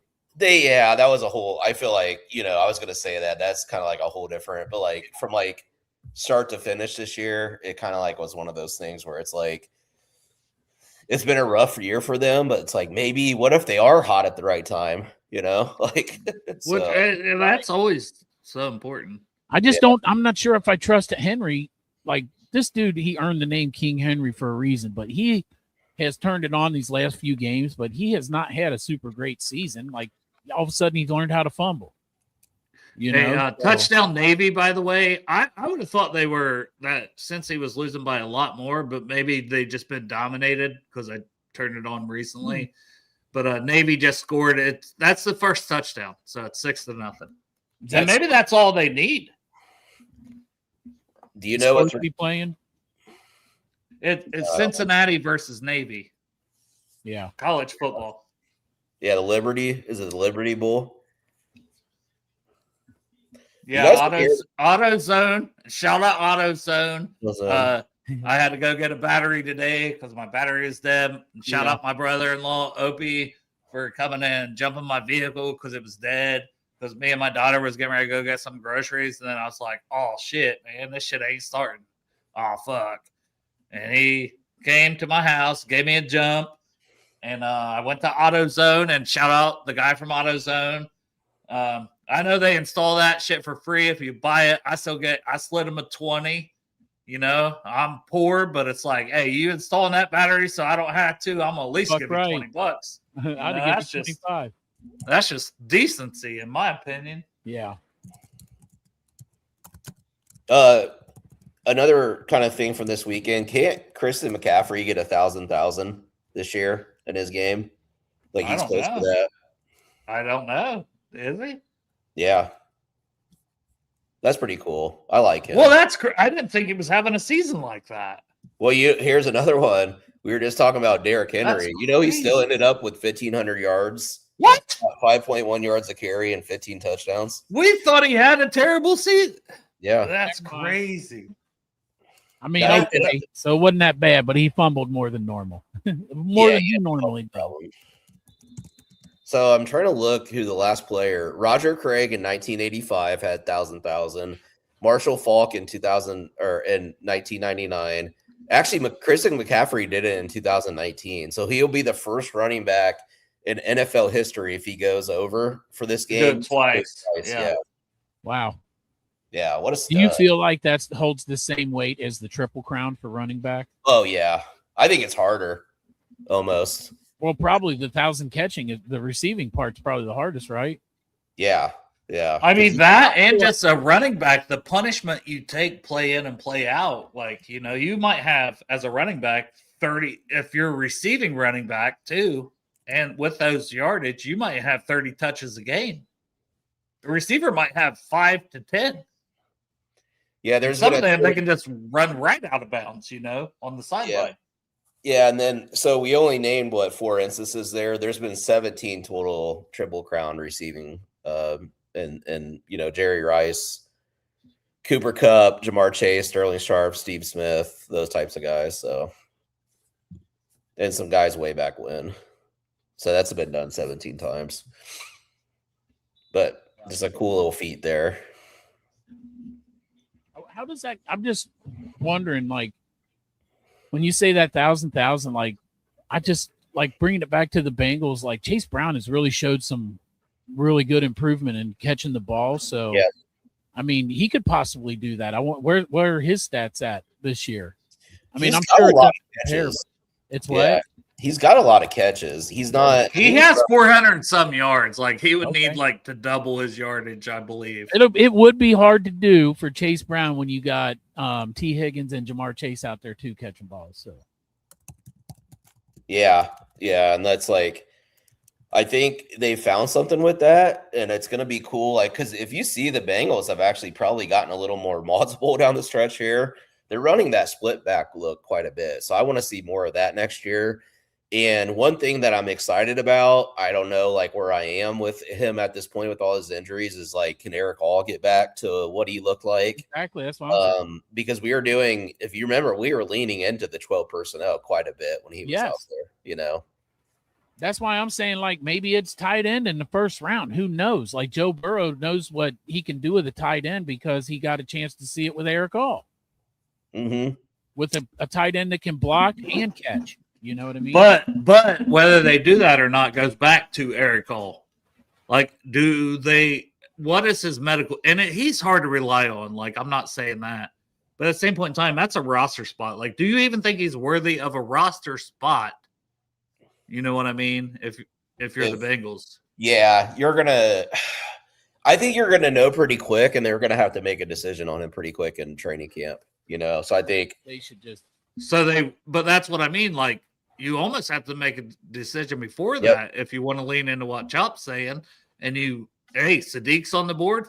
F it, we're taking Sadiq, and we've got still Drew Sample, and then we've got Gesicki. Well, he's the GOAT. That's right, he is, man. I'm so glad we're having this conversation, because wouldn't you guys say probably the weakness of our offense is the slot receiver position? Yeah, yes, I think so. Yeah. Therefore, look, the Rams were the one dominating the 11 personnel. They primarily line up in 12 personnel now. McVay has completely switched what they do with the Rams. Well, that's why they drafted Ferguson. Yes, meaning with Chase and Higgins, like, we could do the same thing if we invest in that high-end tight end. So I think that's a conversation. And obviously in 12 personnel, what does that do? That helps protect your quarterback a little bit better. And I believe Joe Burrow ran a whole lot of 12 personnel when he won the national title at LSU. Yeah. With good old Thad Moss. Yeah. What LSU did a lot when he was there is they just ripped the shit out of the seams. Like, if you watch his highlight tape, he was just ripping seam throws like the entire game. Like that Texas game, it was pretty crazy. So, and then when he was at LSU, obviously they had Clyde out of the backfield. So there's just, I don't know. I just like to see a little bit of an evolution of the offense next year, into leaning into that 12 personnel thing a little bit more, if we have the right personnel. I would just like to see our offense next year come out and be what our offense is supposed to be. Dominate, just come out and dominate. Like, we started off the season against Cleveland. We didn't fucking dominate. Not at all. So that's what I want to see. Like, our offense just feels like it should be like the best offense in the NFL with the talent, right? So we should go out there and whip our dick out and show everybody how. Well, something else to talk about, and we'll talk about all this more in depth. Obviously, we'll have whole shows about each singular thing we're just tossing out at the end of the season. But do you play the guys in preseason? Because we did not get out. I mean, I guess we won. We did win the first two games. But I don't think I'm playing Joe Burrow. Joe Burrow was not playing good that first game and a half he played. I mean, who knows how he would have played, though, the second, the third game. I still say roll him out preseason. Because they tried it. We only tried playing them in preseason one time versus never playing them in preseason. So let's just try it one more time and see what happens. I give him a series for 2 games. Okay, I'm not saying play a whole game. A couple series per game. I'm down with that. Yeah, a couple series per game. I'm totally down with as well. Yeah, I think that's probably the balance, right? Yep.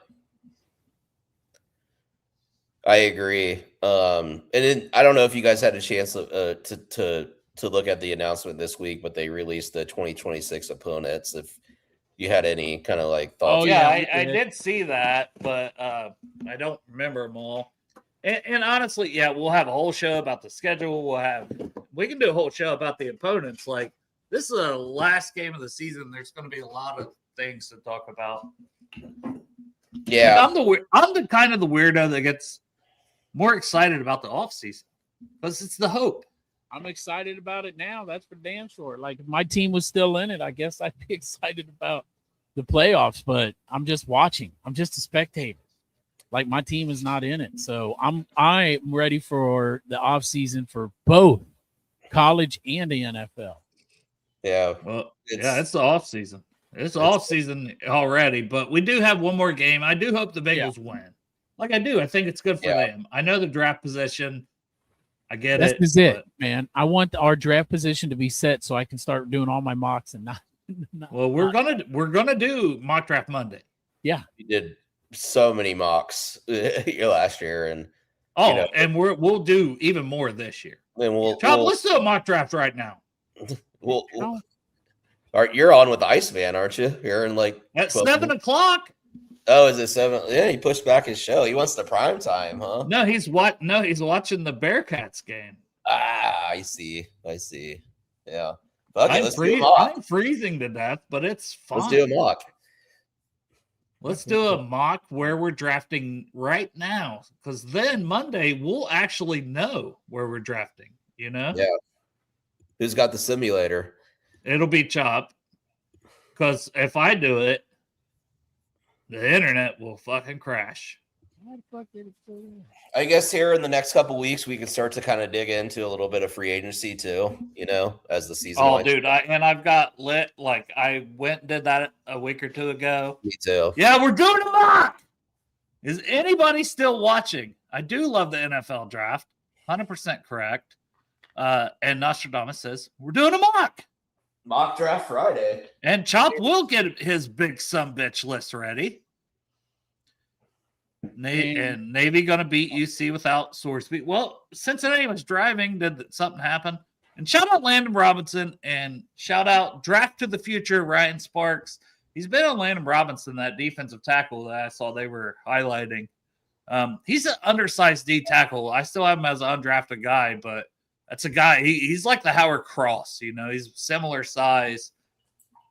Like, he's going to make a roster, or he's going to make a practice squad with potential to be called up on a roster next year. He's a good player. Do you want to do a 1 first-round mock, but a pick for every team, or just do no? That takes so long. Okay. We're better to do like three rounds and just pick for the Bengals. And we're 7. Let me go back and redo it then. What'd you do? 7? Yeah. Fuck it. We'll pull it up there. We can stop when we want to stop. Okay. Chop drafted Mendoza. He wants to get rid of Burrow. Boo. No, this is the lineup here. Yeah. So. Yeah. All right. So and then we'll see. Yeah, we'll hit start. All right. Let's see how it goes here. See who's drafted. Cincinnati. Arvell Reese is available. Caleb Downs is available. Jeremiah Love. Peter Woods is available.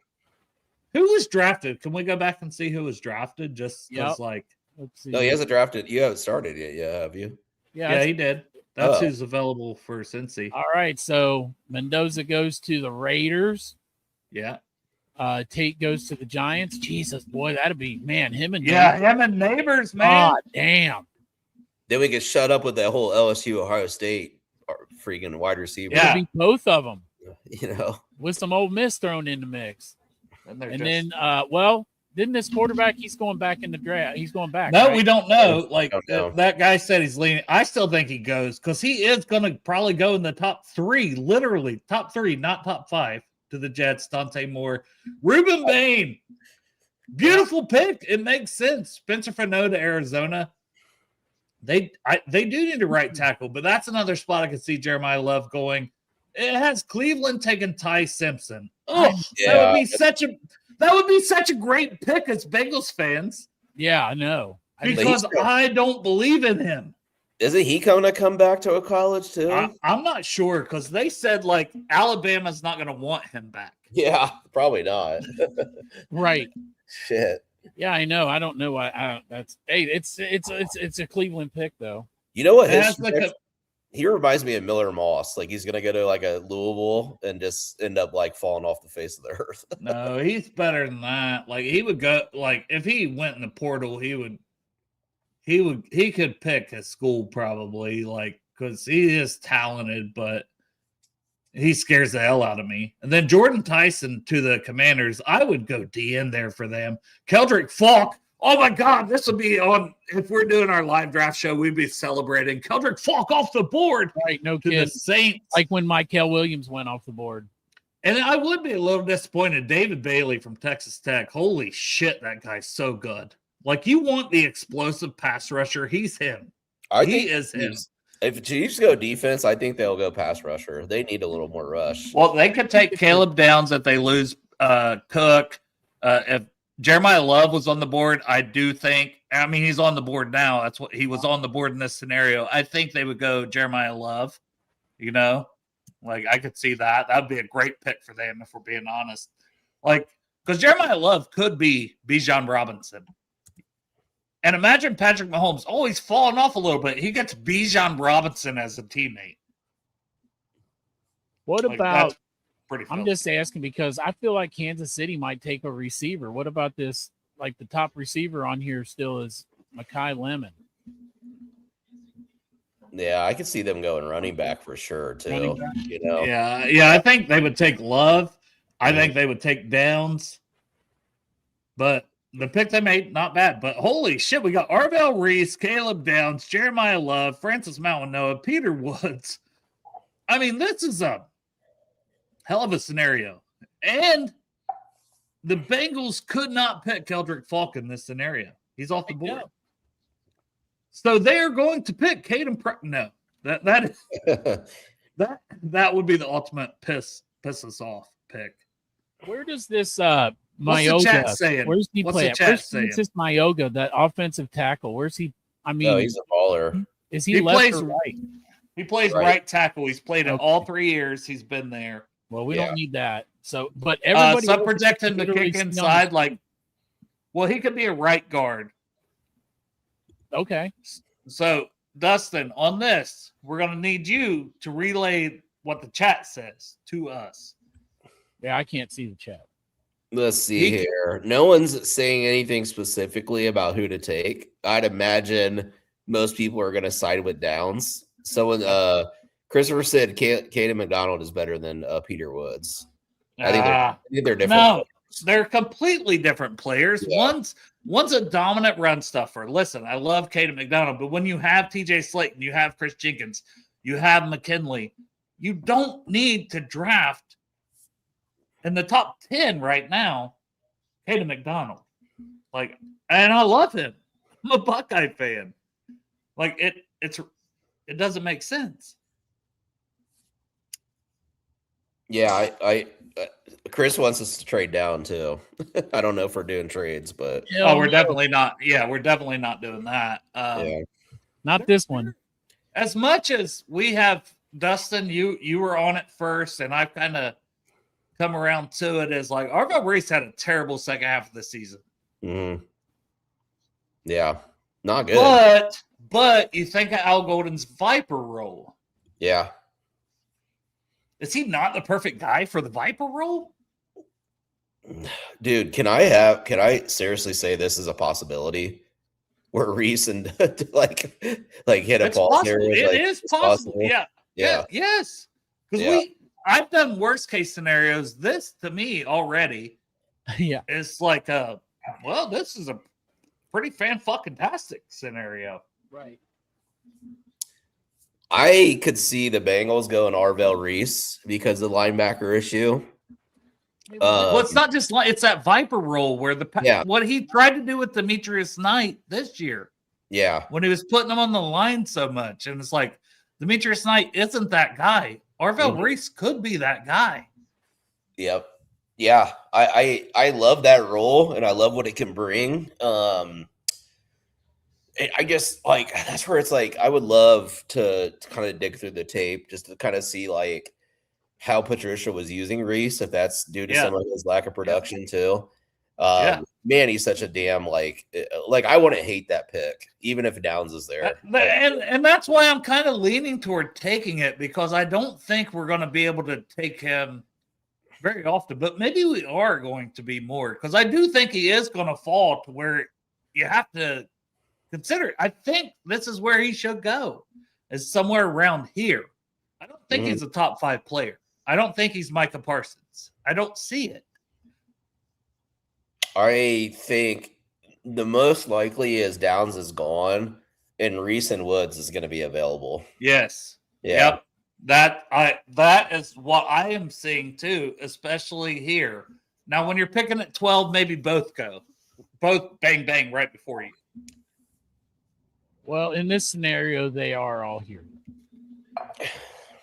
This So is tough. We have to tougher pick. than I thought. I mean, like with me, Reese is never on the board when I do these. No. Typically. I think the Titans or Saints are going to take Downs when I look at like evaluating their rosters. I think the Chiefs. I think if Chiefs lose Brian Cook, they'll take him. Possibility. All 3 of those teams, and I think who does that push down? Bailey, Bane. Well, you know how many of these we do. We do them for a reason. It's different scenarios. It's fun. I love it. I get fucking boners about it. I think we take Reese in this scenario. And listen, I know everyone wants Caleb Downs. I get it. Guess what? We're going to have opportunities to take him again in other mock drafts. And that's the expected pick. Do you ever get to expect like who you want the Bengals to take? Do you get that, Bengals fans? You don't. You get somebody you didn't expect or somebody lesser. But in this case, I don't think Reese is lesser. I think he's different.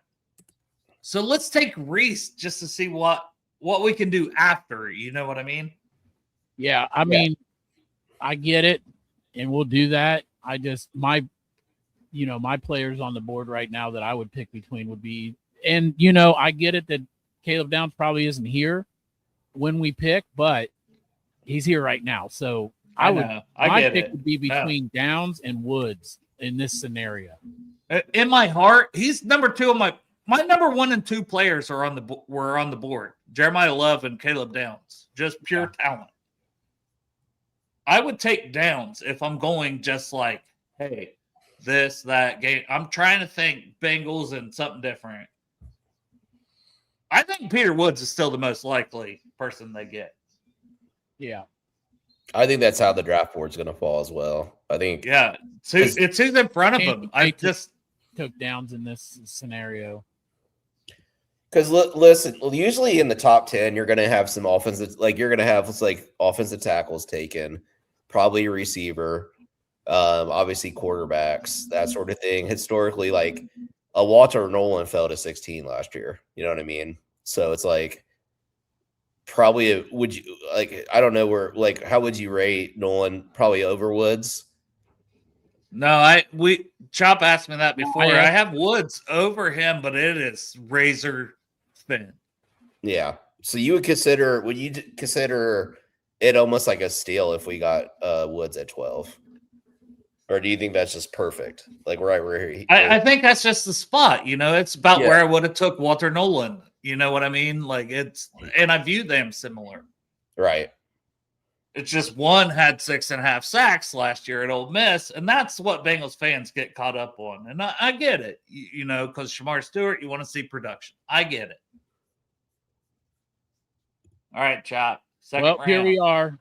Pick number 41, round 2. Here's what we got. We got Arvell Reese already in pocket. Can you go to safety, please? Yeah, because this is the reason I don't want to take. Yeah, look, what is Dustin's name right now? Yep.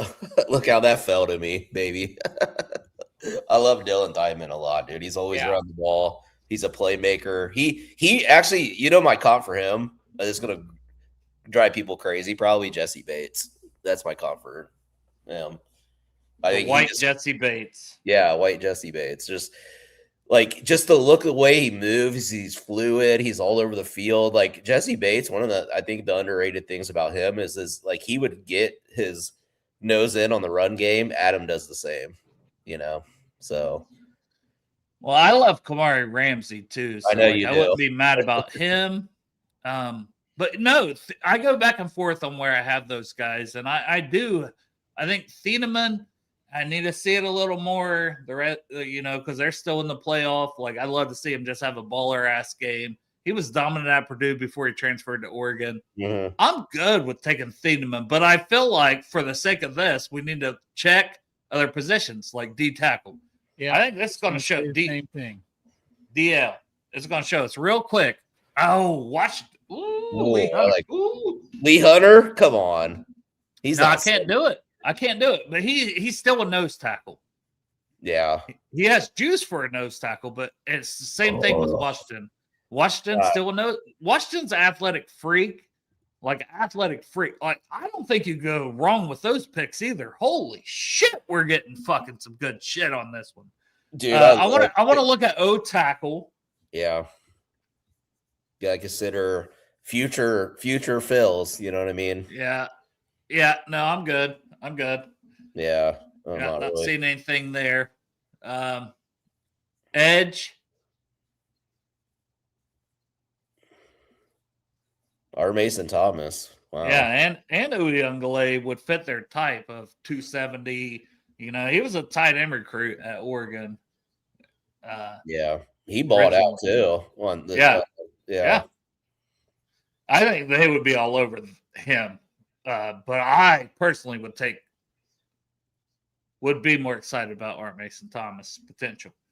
But let's give Dustin his guy job. Yeah. Who's this guy? Was it Adam Thiedemann, the safety? Dylan Thiedemann. Dylan, what am I talking about? Dylan, my bad. All righty, man. Know his name first, Dylan. Pick 41. We got our safety. Right. Hey, look, Kamari Ramsey's still there. You want two safeties? No. But So this is pick 72, third round. We got a safety. We got a linebacker / edge, with Reese. So Reese and Thiedemann, like, honestly, dude, pretty fire. That's fire. Playmakers. Go to all. Go back to all. Like, we'll just start. Oh man. This Blake Miller, what position does he play? Like, what side? Right tackle. Right. Mm-hmm. Yeah. He's played so much football for Clemson. And he's not a bad player. He'll probably go in the second round, if I'm being honest. But I love Malik Muhammad so much. I like him. He's okay. He weighs like $170. I know. He's kind of like all these Texas corners that keep coming out are small. Have you noticed that? Yeah. Like there was a clear top guy like on this one. I know we can look at different positions and players. Go back up to that top, Chop. Let me speak on it. Keith Abney II. I know he's an outside corner. I have him as a fringe first round player. We're in the third round. What are we doing here? Yeah. What are we doing? It's not even a question. I would take Keith Abney at this point. Yeah. Ball hawk. That would be the steal of the draft if he fell there. And this is 3 straight defensive players. And yeah, well, good. There's a lot of people that didn't like the Myles Murphy pick. One of the rare people that was like, fine with it, good with it. DJ Turner. Oh, I like that. 4.2 speed. Third round pick, Jordan Battle. Oh my gosh, this is a captain. This is a 4-year starter at Alabama. And now we're starting to see that those are good players. Took a few years, I get it. But I like that. So we just did that. We just got 3 defensive players that are going to be impact players. Hell yeah, they are. Well, you got to think with the Murphy pick too. It was always probably the plan for him to replace Trey Hendrickson, right? Oh, and look what's happening. He's probably replacing Trey Hendrickson. Yeah, well, you're right. It would take a little time. Yeah, like, he needed a little time. But I mean, last year was the season that he should have been playing more. Yep, they studied his growth, and that was on Lou. Like they put him a year behind that he shouldn't have been. Yeah, I'm 100% after 3 straight picks going offense here, in my opinion. It's offensive tackle, receiver. That's my thought right away. Can we see guard as well? Yeah.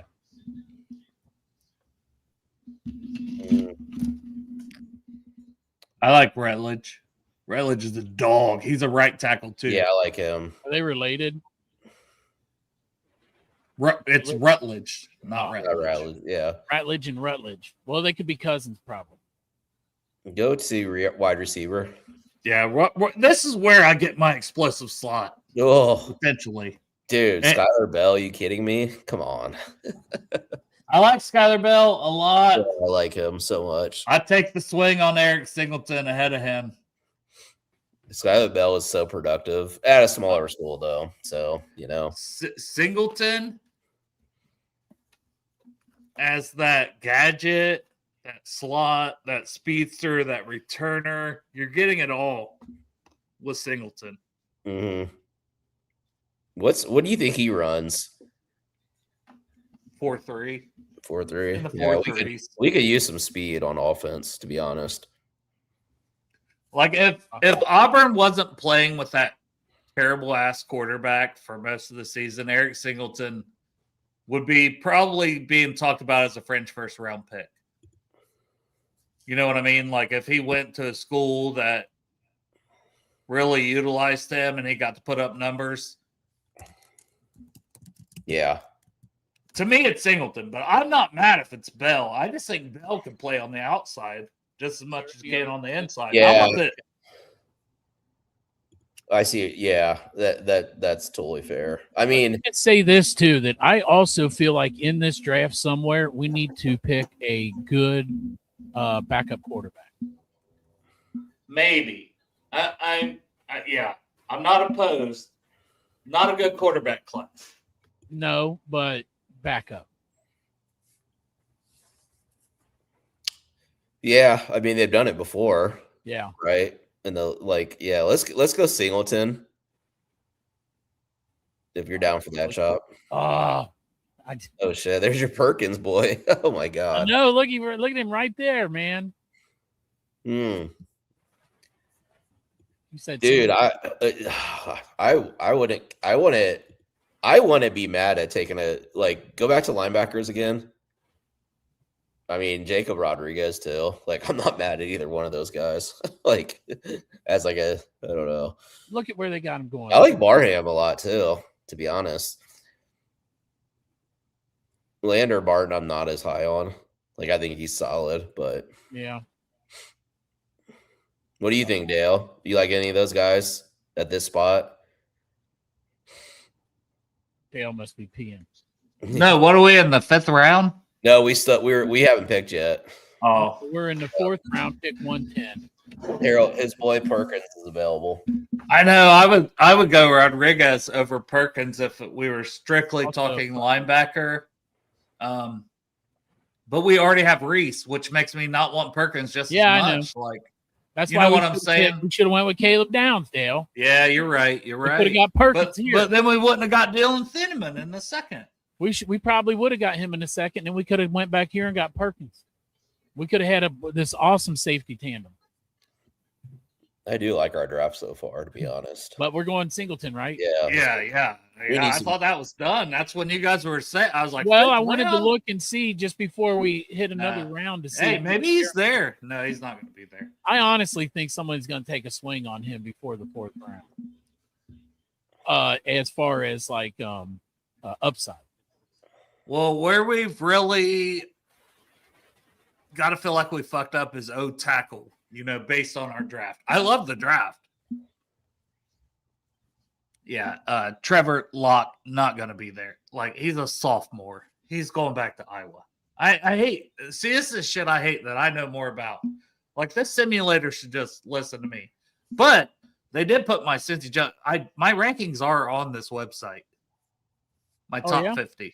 Yeah, my top 50 is on this website. Nice. I am part of the mock draft simulator. Fuck right you are. That's pretty cool. By the way. Oh, yeah, it is. It's super cool, man. I love Judd Bowery, left tackle. I was going to say I don't know much about him. I haven't looked at him as much. Didn't have a great season. He had a really good season the year before. Everyone talks about the guy that the Bears got, and I think he's playing left tackle for them now, isn't he? Mm-hmm. From Boston College. He was a right tackle for them because Judd Bowery was the left tackle last season. And I had Judd Bowery in my top 10 for tackles heading into this season. The dude can move. He's got the athleticism. it's like I'm very high on Judd Bowery, but we do need to look at D line, right? Because we still don't have a D tackle in this mock. Do we need one of those? It's just not a good class for pass. Oh God, no, I see him. Where are you guys at with like Chris Jenkins? Are you kind of just like, have you guys been disappointed in his development? Like where he just has the pass rush. That was always like I said, he's a run defender, really good run defender. He still is that with some pass rush upside, which means you have to develop it. It's not been it hasn't developed. Yeah. Yeah, I love Harris. I love Harris. Yeah, that was the one. Yeah. So Chop, this is going to be one of your guys as we go through this. That's a big son of a bitch. Tavian Harris is a big son of a bitch. He was active. He was active. Yeah, he was very good last night. He's about about 6'7", 350. Oh yeah, you wrote about him in the Cincy. So you sent me the link to your article in Cincy Jungle, and he was in there. Yeah. It's not the first time I wrote about him either. I wrote about him earlier in the season. Now I have one concern, and I think this is why he falls. He had a domestic violence accusation. Oh, shitty. Like a year, 2 years ago, whatever. Yeah. So I'm assuming he's cleared. Besides 6'7". He's 6'7". Yeah. And he's about 350. But no, he's got juice for a guy that big. You know, he's like Deion Walker, that you loved. That's he's what like I was him. thinking. Yes. I would he was getting pressures like crazy. He's good against the run. He's big-bodied son of a bitch. Like, I'm telling you, we're in the 5th round? Holy shit. Like, I would consider him in the 4th. 6th round. 6th? Yeah, I think the 6th round. Oh, yeah, because we don't have a 5th round because of the Flacco trade. Yeah, 6th round. I would sprint to the podium. So is that who we're picking? Xavier Harris? Have to. In my opinion, that's not even a question. Well, like, no tackle be damned. We know we have Orlando Brown next year, Like, I'll put it off a year. It is what it is. So, what about this guy that's ranked 152? He's going back to Oregon. Going back. And he could not snap the ball worth a shit in that Oregon game this week. But, yeah, he's he's a day 2 guy next year. Like, I've always had him with 27. But a lot of people had him as like potential center 1 in this class. But yeah, he's already said he's going back. Hey, look who's still there though in this last round. I don't hate Nick Anderson. What'd you say? I said I don't hate Nick Anderson either. But he didn't do shit for Chops LSU this year. I know. I came in having him summer scouting. He missed basically all of last season, but that year before at Oklahoma, he had almost 800 receiving yards, 10 touchdowns. And he's like 6'4". Yeah.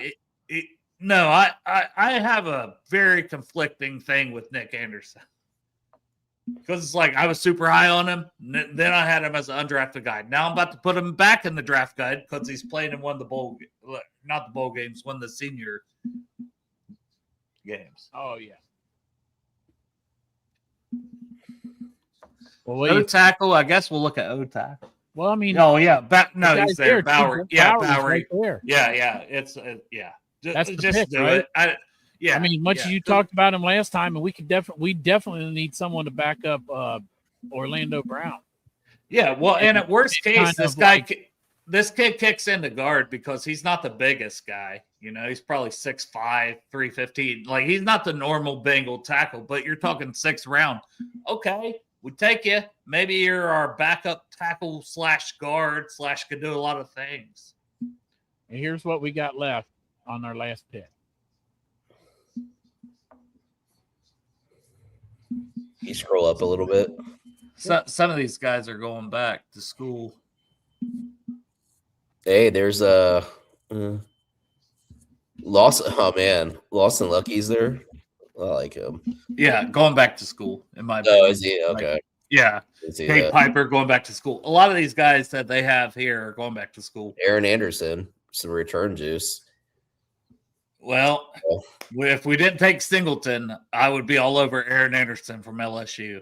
Like, I love, like, that's a 4th-round pick still, in my opinion. He was injured a lot this year, but had almost 800 yards last year. He's a return man. He's a slot receiver. He's only like 5'8", but he's like 195. Like, he's, you know, pretty thick for. Where do you have a Klein, the tight end from Michigan's entering the draft? Like, yeah, I've got him as like a 4th, 5th-round guy. Okay. Like, he's a very good blocker, and he can do some receiving. He got hurt, but in that first game of the season, he was awesome. Yeah, for sure. He's still there. Drake Bowen, Notre Dame, he's going back to school. Like, man, they need me. Like, I wish I had control of this so I could just take out players, because I keep up on it probably more than anybody in the world with my draft guy. Like, I will show you this. So in my notes. Hold on, I can't see. Let me get there.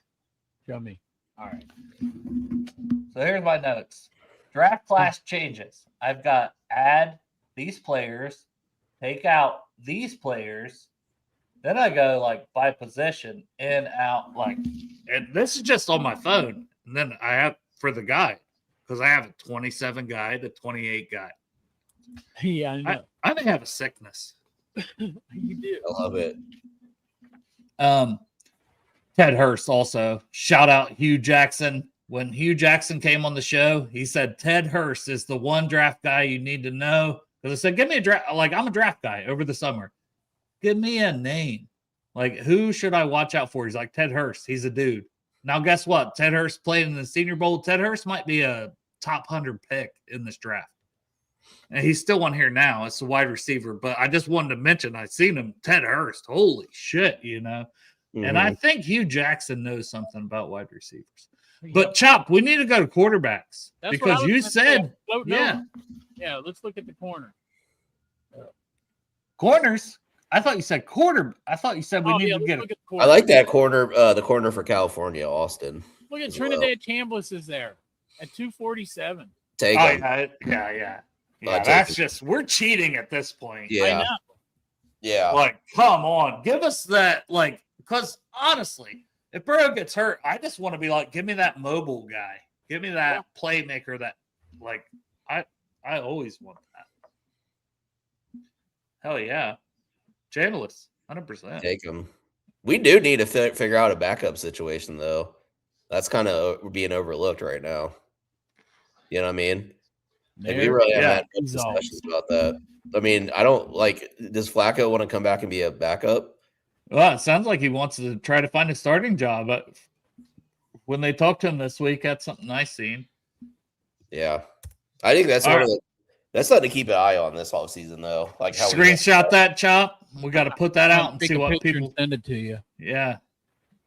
Do it. But I'll recap it for any podcast listeners. Arvell Reese. He was there. So is Caleb Downs. Listen, I know y'all going to want Caleb Downs. I get it.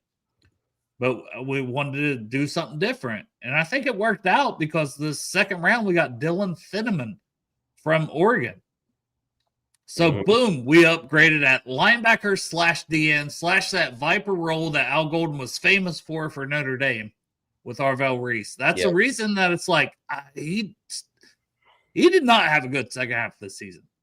I would take, and I tweeted out, I would take Ruben Bain 10 times over 10 over Arvell Reese. But guess what? Ruben Bain was off the board. Arvell Reese was on it. We still get some pass rush juice, a guy that can play some linebacker, a guy who hasn't reached his ceiling. He's barely played much football. That's why he's still a top 10 player. Mm-hmm. And then you get Finneman in the second. This guy reportedly has 4.3 speed. Tackle monster, transfer from Purdue to Oregon. Mm-hmm. Good player. Keith Abney, the second and the third round. Arizona State. This is a ball hawk. This is Abney's long. He has long ass arms too. Yeah. I feel so good about the cornerback room there. And then it's like, fourth round, Eric Singleton Jr., Auburn this year, but Georgia Tech before that. He's a gadget player. He's an everything player. You play him in the slot. He's a return man. He's a speedster. I think he'll run 4.3. We're talking about guys that are also going to have really good RAS scores. Mm-hmm. And you know what class also had that? Oh, the one with Miles Murphy and DJ Turner. And so we're 3 starting years this from now. This draft is going to look great. 3 years. No, I think you'll have more of an impact now because Al Golden's here and not Lou Anarumo. Right. Who would? I mean, look, man. Also, once again, I always got to start it off by saying no shame on Lou, but like, yeah, right. I mean, this dude just was allergic to playing new guys. Like rookies did not play in his system. Like he felt like they had to sit for a year and watch. I think he's like old school, maybe. I don't know. No, I think he's just dumb, just like like to me. Yeah. But then the next round we had Xavier Harris, man. That's still the draft you get him this late. But maybe it is because of the off-field stuff from early in his career, life, whatever. Hey, he didn't go to jail for it. Like, I don't know. I'm just saying. Yeah, you didn't go to jail. I don't know. But he's a freak, man, and he's crushing it for Ole Miss. He's a little over 6'6", and he's like 350. You like how I'm doing that, Chop? A little over 6'6"? A little bit over 6'6", yeah. Huge. He's a big some bitch. And then you got Judd Bowery, left tackle, so he can learn behind Orlando Brown. Didn't have the greatest season this year, but the season before, and some people have him as a top 100 player. We got him at 199.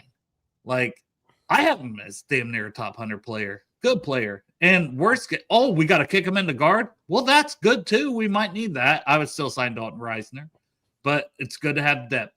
And then Trinidad Chambliss, maybe the best player the entire weekend in college football was Trinidad Chambliss. Right. Oh, we just got him in the last pick. Yeah, let me tell you something too. Having Trinidad Chambliss could also benefit our team going into the year because let's say that the Bengals change their ways and they're going to make a push before the trade deadline. That's a piece you could possibly dangle out to a team that's had a quarterback injury or something like that. Maybe get a piece for us to make a push for the playoff. And if not, Trinidad Chambliss is someone that is a backup. I feel like, okay, like, hey. Well, it'd be exciting, right? Like, Joe Burrow has to miss a game. It'd be exciting. Yeah, it would. I really like the pick from Boston College, too. He moves really well. Dude, he's super athletic. Yeah. I know. Yeah, he moves really well. So, and like, I think all the stuff with him is like probably more of the technical side of things, which you can coach, So, like, we've taken players that have served roles in like the fifth and sixth rounds, even tackles that have served a purpose. Like, what was the guy from Kansas that started on our line? Oh, he's still in the league. Yeah. He went to Chicago for. Oh, geez. Why am I blanking? Hakeem Adeniji. Yeah, Adeniji. No. Like, he's still playing, ain't he? I saw him. Yeah. Like sometimes if some of these guys just serve like a backup role, Hey, Genty, our guy, he's in here. Oh, look at that. We were just talking. I swear to God, Rashad, we were just talking about the slingers at work the other night. My seat neighbor John was asking about the new football team in Cincinnati and if we were going to go to the games, and I was like, "Fuck yeah, we're going to the games." Because wait, Rashad's part of the slingers too. He's the GM. No, it's Adrian Ross. What the fuck am I thinking? God damn, Chop. Is it Adrian Ross? No, that's Rashad. Rashad Genty ain't got nothing to do with the slingers. I thought you were breaking news to me, man. Well, he's in the chat, so he can tell us. My B, but I'm still gonna go see the slingers to support. That's A-Ross. I'm dead. Oh shit. All right. I think you're a GM. God damn it! You just got promoted, man. Congratulations, Rashad. And you can be getting that GM money too, bro. I was on Jeff's show talking to Adrian Ross. He's the GM. Let him know when you get there, Rashad. Pork Chop said, "Open a fucking door and let you in." Let's go. I know we probably said this before, but I feel like the drunk one. Yeah, right. crazy work. Rashad, you want to hop on?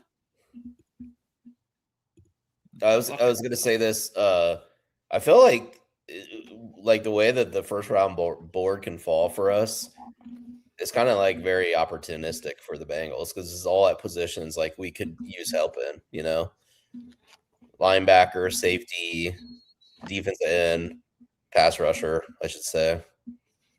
Yeah. Well, if it's on the defense, we need help. Yeah.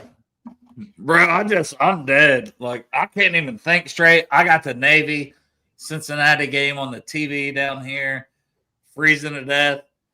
And then I just checked the chat. Oh, yeah, you're good, Chinty.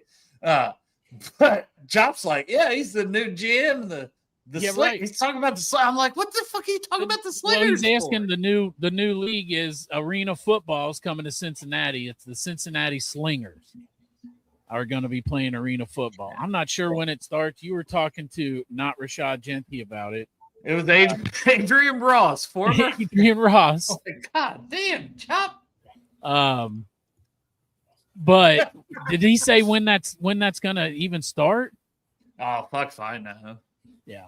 I mean, I was on there, but you think I was listening? Shit, I did my own thing. You were fucking ripping heaters and I was ripping heaters. It was a Friday. Wow, Yeah, well, you probably don't recall any of that. I do not. That was Rumdale. That was Rumdale. You're lucky that you didn't think it was Rashad after being on a Friday. Man, I must have been hitting the fucking rum that day. I mean, I did say to Tyson Anderson, like, Dejan. Like, I thought he was Dejan Anthony. I don't know. I didn't know who he was. That's true. At least, yeah. That's right. You did do that. Well, you know who's going to be a rich man this offseason? Brandon Sorsby. Yeah. I saw that, man. He's about to make, like, wherever he goes, he's going to get millions. Well, it might be your LSU Tigers. It could be. It could be. I kind of like your guy that you're talking about, the guy from Arizona, Levitt. Yeah, but he's got a visit lined up with Kentucky and a do not tag in the transfer portal designation, which means, like, he already knows where he wants to go pretty much. Bro, if our buddy Cincy James gets Sam Levitt, holy shit. Kentucky might actually be fun, like really fun at football next year. Will Stein. Yeah. You know? So. Yeah. Well, CJ Baxter, the running back from Texas, is visiting there too. Mm-hmm. Yeah. Maybe just scored a touchdown. Again. It's almost halftime. What's the score? No, well, Cincinnati got a touchdown. I didn't mention that. So it was 7-7, but Navy just threw a touchdown. You know they don't like to throw the ball. So it caught Cincinnati off guard. So 13-7, about to be 14. Bearcats football is going in the wrong direction. You know, this is not good. They got to get that. They got to get Homie out of there. He stinks. See, Tony Blaze is on it for Rashad. He says, I think sometime in April. It probably is. I didn't know if it was this year or like they needed a whole year to get ramped up. I'll definitely go check that out, man. That could be exciting. Well, Adrian Ross, he was awesome to talk to too. Oh, dude, bro, we hung out. Well, you were there when we did we did something at Midwest Best, and he was there. I don't think I was there. Oh my! What are you fucking talking about? Yeah, TJ Hushmanzada was there. I wasn't there. I wasn't there. I wasn't there. It's when Corey was going in the Ring of Honor. What'd you say? It's when Corey went in the Ring of Honor or something, right? Yes, that's right. Yeah, we all went up there. Yeah, but I wasn't there. I was 2 hours away. You were 2 hours away. All right. Well, we should probably end this one, I feel like. Yeah, good show. Great for burgers, man. Everybody's invited too. Go get some Chandlers. Everybody All come right, to Chandlers. Oh, yeah. See, Crip's mad. Oh, so I know how to get Crip. He's a UC fan. Okay. Oh, man. Here comes the artillery. Oh. But you know, Blake Horvath, the Navy quarterback's from Columbus, Ohio, and he set like every Navy record. Dude's a stud. Columbus better than Cincinnati. You're right. Yep. Well, no, not the city, but I've lived in them both. So Columbus is a shithole. it used to be a fun college town, and now it's just like all the cool bars and the spots that used to be awesome around campus aren't there anymore. So fuck it. All right. Well, long show. We did a mock draft. We'll be back for mock draft Monday. The first of many. After the Bengals get their third straight victory over the Cleveland Browns, because Myles Garrett, he's probably going to get the sack record, and that's all they're going to care about. As Dustin said earlier, they're going to be like, all right, we got that. Well, yeah, congratulations, bro. What if he doesn't get the sack record? Oh, man. That's actually what I'm hoping for. Yeah, I know. I kind of don't want him to get it. Like, I definitely don't. Like, I want him to be shut down by Orlando Brown. I would hold it. Like, I would tackle him to the ground. I will take all the holding penalties to keep him from getting the sack record. Hey, man, this could be Orlando Brown. This could be a chance for him to like take this as like a personal, like challenge. I mean, him and Bengals Burrow are friends. Don't you see Burrow just snaps the ball and then goes like this, just stands there like, oh. Does a Brett Favre? Does just a Brett Favre? Remember, that's when Strahan got the record. Yeah. Hey, before we end the show real quick, though, shout out to our sponsors, Midwest Best Barbecue, the most fucking delicious barbecue and chicken absolutely ever put in your mouth. And then there's some fucking dumbass chop shop, which the Fire Duke Tobin shirts have been flying off the rack. But I did wear another new one that I made. Pretty cool. And you see, like, got the, be damn peak like Jamar Chase. The bedazzled. Yeah. So make sure you go to Midwest Best. You can buy a shirt or not. I could give a fuck, but make sure you go get that barbecue because it tastes good as fuck. And you're welcome. Bro, you don't have to tell me to remember the name Caleb Tiernan. I said that months ago. Where you been? Boys, I absolutely love you. New year, new us. 2026. Let's go. We're taking this show all the way up. No, we're still exactly the same. Yeah, watch I'm out. going to drink beers. I'm going to rip Peters. We're going to talk football. Watch out. We're going to have fun. We are coming. Hashtag bring back Nips. Hey, you talk to him, Crip. Yeah. Crip, meet us over there at Chandler. You can have a talk with him. Get in the car now. Get in the car now. Appreciate you, fuckers. Love you, fuckers. See you Monday.